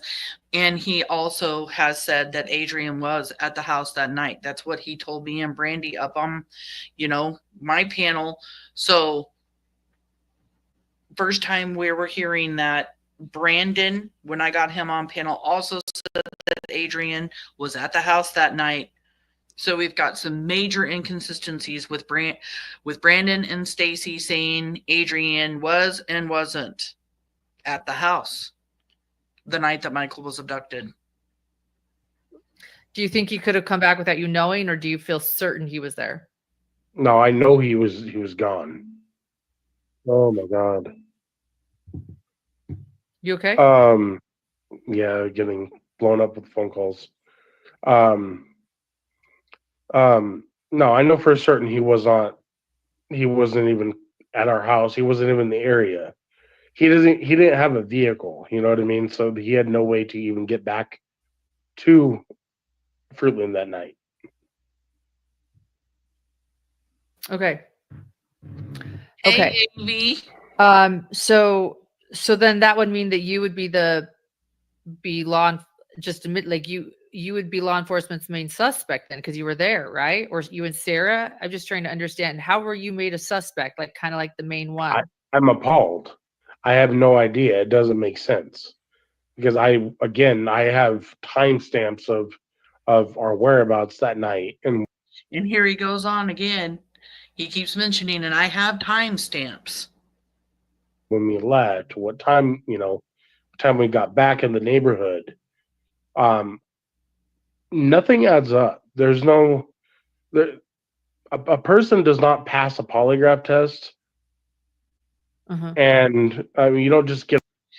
A person passes a polygraph test if they're good liars, if they can actually, we know some people can pass polygraph tests. It's been proven before. And they pass polygraph tests when they tell the truth. So which one was it here? I mean, he's throwing everybody under the bus and telling the truth in the confession footage. And just because he's telling the truth, Brandon and Sarah failed theirs, according to Stacey. And he's with them. Get a false positive polygraph. It doesn't happen like that. You can fail a polygraph test, but to get a false positive polygraph test doesn't match up. Yeah, I haven't seen your polygraph test. I want to say to audiences, the viewers, I haven't seen it. I don't know about your polygraph test. And I specifically remember getting the polygraph done, and I literally remember the tester that gave the test or the polygraph to me after he got done submitting the result. Passed. Good to see you.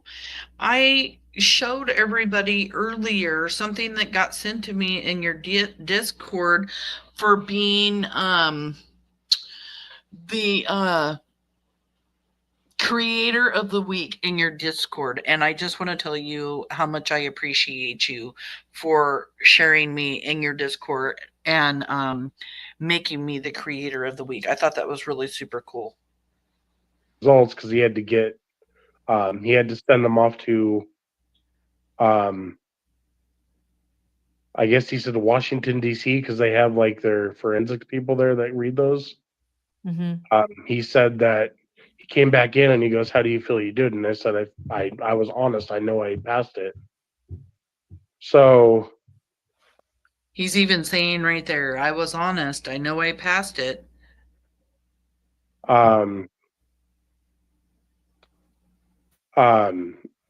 And so he goes, exactly. He goes, I know you passed. He goes, you did pass it.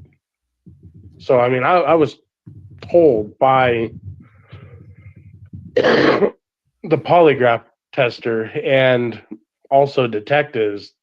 But that's just funny because the polygraph testers don't tell people when they passed and when they don't. And usually law enforcement doesn't either. I don't know.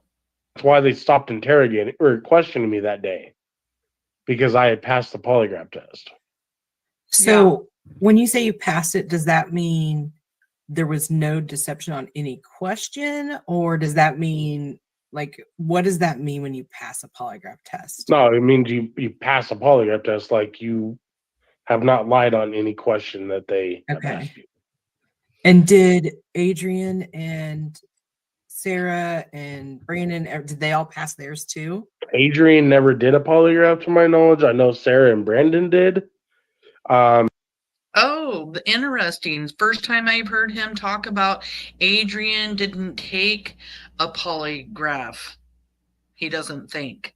And we've wondered about this. We've been wondering about it every time he mentions that him, Sarah, and Brandon took one.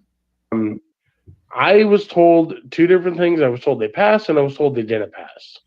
So I don't know. I'm not going to speculate, but I'm not gonna also, again, I'm being an upfront person, and I'm not gonna say they passed or they didn't pass because I don't know. I just what I'm being told. So, So you guys I know aren't in that he did. contact anymore? Like Sarah and like you, I Sarah, don't talk. Brandon, Sarah's in Adrian? prison. Okay. Yeah, but he still talks to Sarah. Well, was still talking to Sarah like every day. And Brandon, I want nothing to do with him or Adrian. I'm not cool with them at all. Okay. Is it because of this investigation and things No. they've said, or is it? No, just because Brandon, just the way he's treated me, and like, what he was doing behind my back with Sarah after, it was supposed to stop. I'm not okay with any of it. Yeah. It just seems like. Then don't give Brandon permission to do it with your wife to begin with, if that's how the story really went.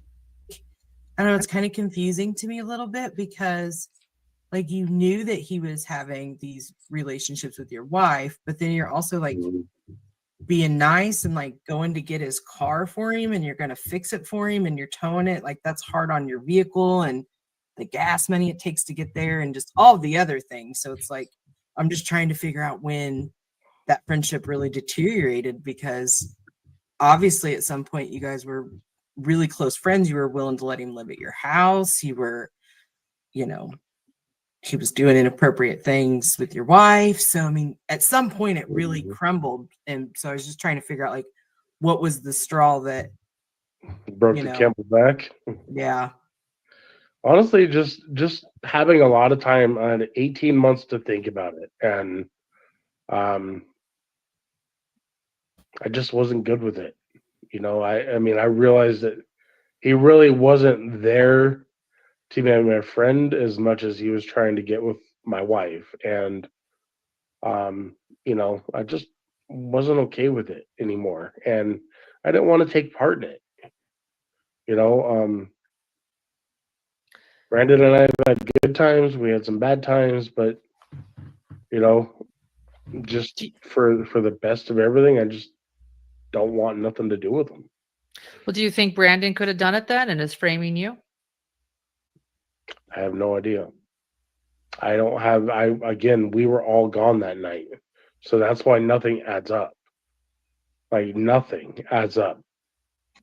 But they left the neighborhood in the time frame that Michael Vaughn was abducted. He was abducted between 6:40, 7:10, and the truck is seen leaving the neighborhood at 7:08 p.m. And we're going to stop right there tonight. We are at, let's see, 1 hour, 26 minutes, 59 seconds. And we have about an hour left of this interview, which is perfect for another live.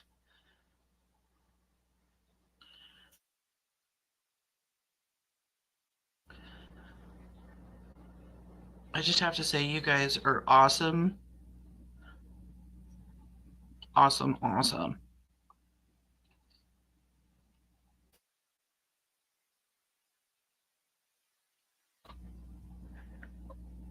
Sorry, I'm just watching everything.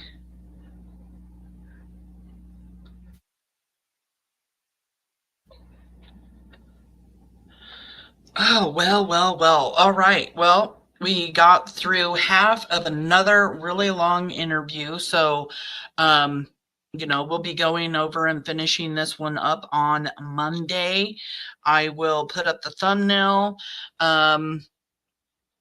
Unless I decide to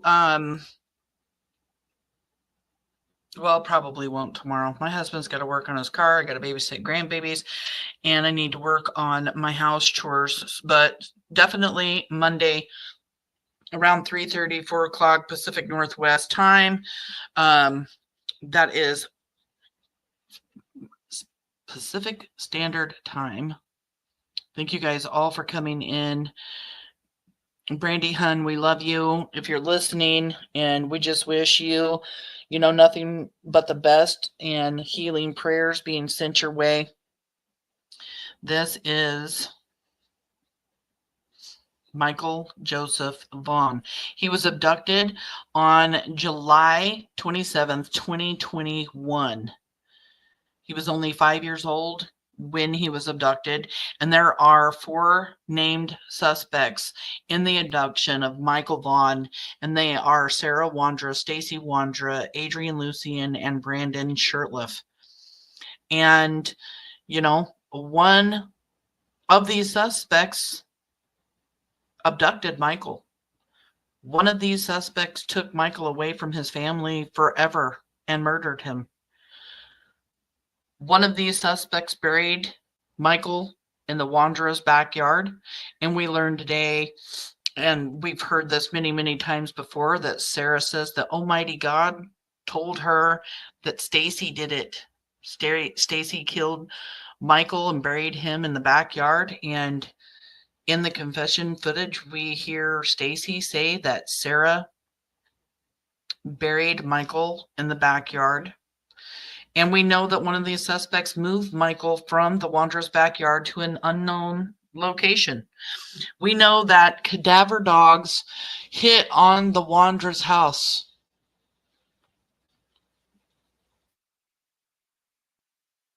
There was a presence of human remains in the backyard.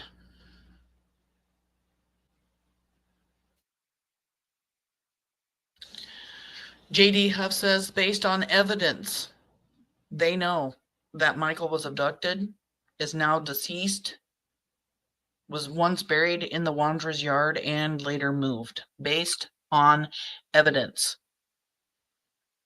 Anomalies were found in the backyard. That's where the dirt has been moved around, where somebody had dug and then filled in that hole.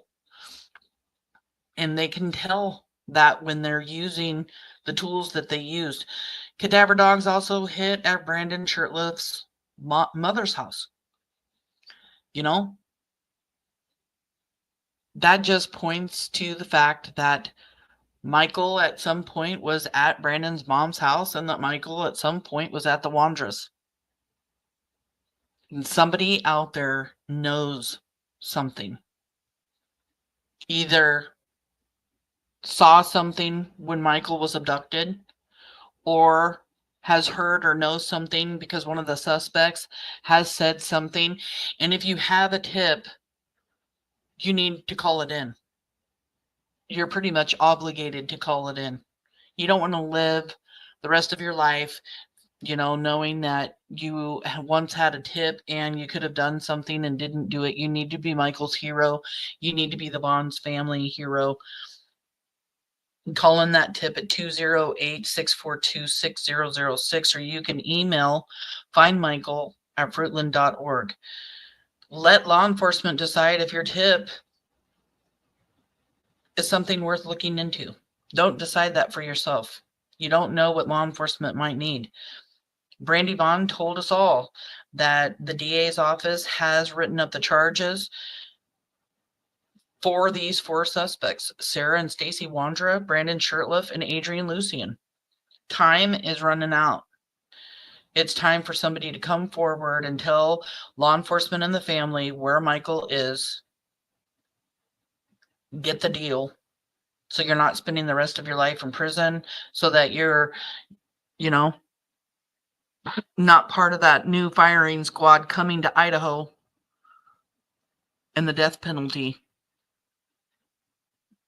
We're never giving up. We're going to continue to ask questions. We're going to continue to talk about Michael, and we're going to share Michael. And if you're in chat and you're always asking yourself, what can I do? Well, you're here on social media now, and what you can do is you can grab a flyer, any flyer that you want. I like this flyer because it has the 4 suspects' faces on it. And share it. Share it on your social media. Share Michael's story. Tell people about it. Go over and click the link to buy a sweatshirt or a coffee mug or a water cup, pink, blue, black, t-shirts, hats. You could be wearing Michael Joseph Vaughn on you. All the proceeds of that are being put into an account that are later going to be saved for Michael's project that they're not sure, what they're doing yet, but the money's going to be saved to do something special later down the road, it sounds like. But share. Hit that thumbs up button is another way, because when you hit that thumbs up button, for me, it sends these lives out in the algorithm and helps get Michael's name out there. You can also go over to the round table and watch Purple on Mondays. And, she does lives for him every Monday. She always has. That's another way you can show support. You can show support with the meal train, Visa card, so that they can pay their bills and buy groceries or buy what they need for the house, toiletries and stuff. Or you can purchase restaurant cards so that they can order food and have it delivered to their house with DoorDash and other ways.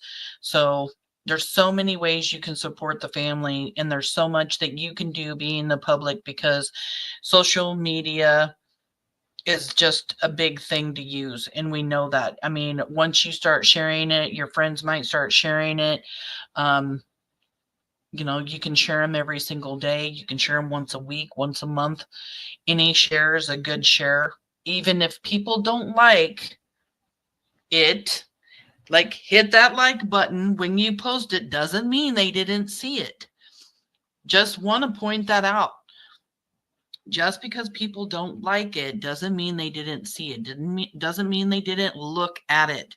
And Michael needs all of the attention that he can get right now, because that community is going to have to pull together when the DA puts out these indictments and, pull together, watch law enforcement, watch the judge, watch the jury, support the family.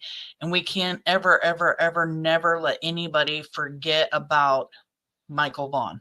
Monkey is so special to so many people. We're never, ever going to let Idaho or the world forget about him. We're never giving up. Again, there are 4 suspects, named suspects. As of January 10th, 2025 was the last time it was updated by J.D. Huff. And they're Sarah Wondra, Stacey Wondra, Brandon Shurtleff, and Adrian Lucian. You can call the tip line phone number at 208-642-6006 or email findmichael@fruitland.org. You can remain anonymous. You can collect over $52,000 for any information leading to Michael or information leading to Michael. Just because the DA has said they are, got those charges written out, doesn't mean that they can't use more tips, because that just makes their case that much more strong. And that's what they need. This is a nobody case right now. Michael has not been found. And all of the information that they can collect right now is so very important to make this case as strong as they possibly can, and move forward and get the justice for Michael that he deserves, and bring peace to the family so that they can mourn the way that they need to mourn. Right now, it's just, I'm waiting for the phone call to hear that Michael has been found. I'm waiting for that phone call that, the indictments went out. I'm waiting. It's a waiting game. And it's a waiting game, sitting there waiting for the call that there's a liver that's been found for Brandy. There's so much stress and heartache going on in that house. And anybody that has a tip owes that family, owes Michael an opportunity to move on and get some kind of rest and some kind of peace. So if you have a tip, please, please call the Fruitland Police Department at 208-642-6006 or email findmichael@fruitland.org and remain anonymous. I know it's really hard to make that phone call, that email. You could be scared. If you're in the area, you can grab a friend and you can go in and talk to law enforcement. Don't be scared. There are people out there to help you. And if you are a suspect and you're thinking about saying something, remember, charges are already written up. The death penalty and spending the rest of your life in prison are on the table. There's a firing squad that's going to go into effect of 2026. You owe it to the family to tell law enforcement what happened to Michael. They deserve answers. They know he was abducted. They know that Michael is no longer alive. But there are so many other questions that they have, and one of them I know that is weighing on their hearts right now is, where is Monkey? Monkey is out there, and they want him to come home.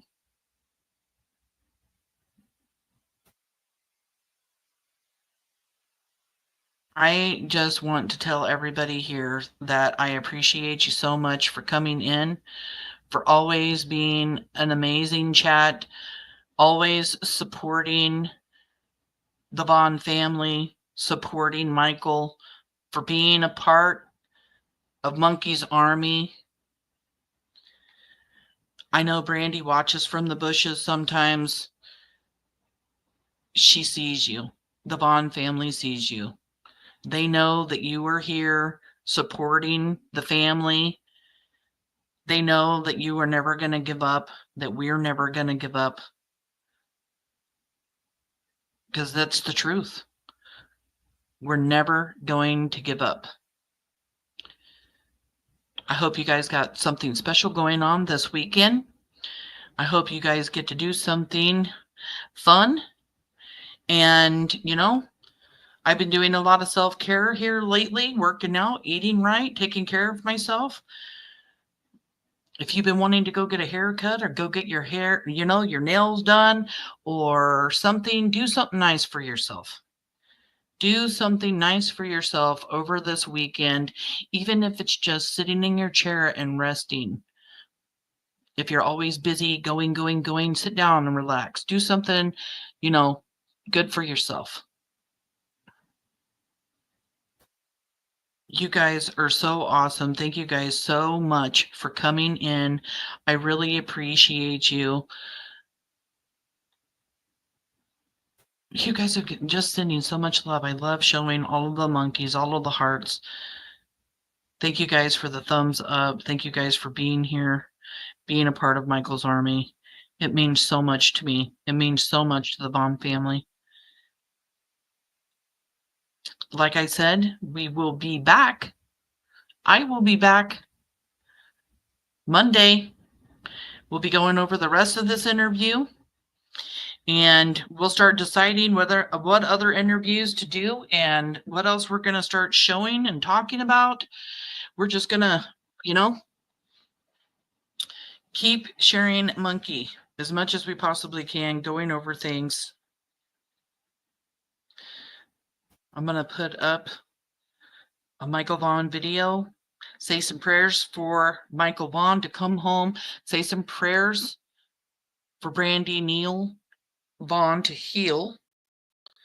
And say a prayer for the suspects. The suspects need to open up their hearts and tell the Vaughn family and law enforcement where Michael is. Have a good night, everybody. Enjoy your Friday night. Enjoy your weekend. Thank you guys all for coming in. I appreciate you so much.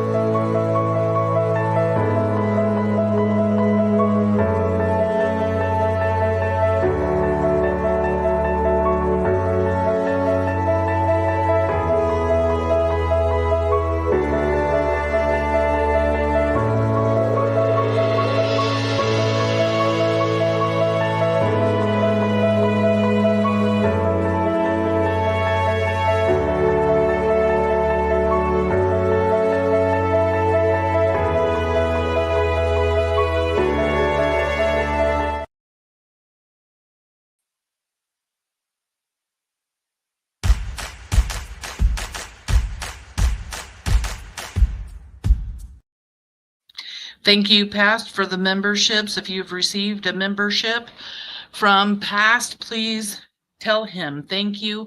Past, again, thank you so much for making me Creator of the Week on Discord. I really, really appreciate you, hon.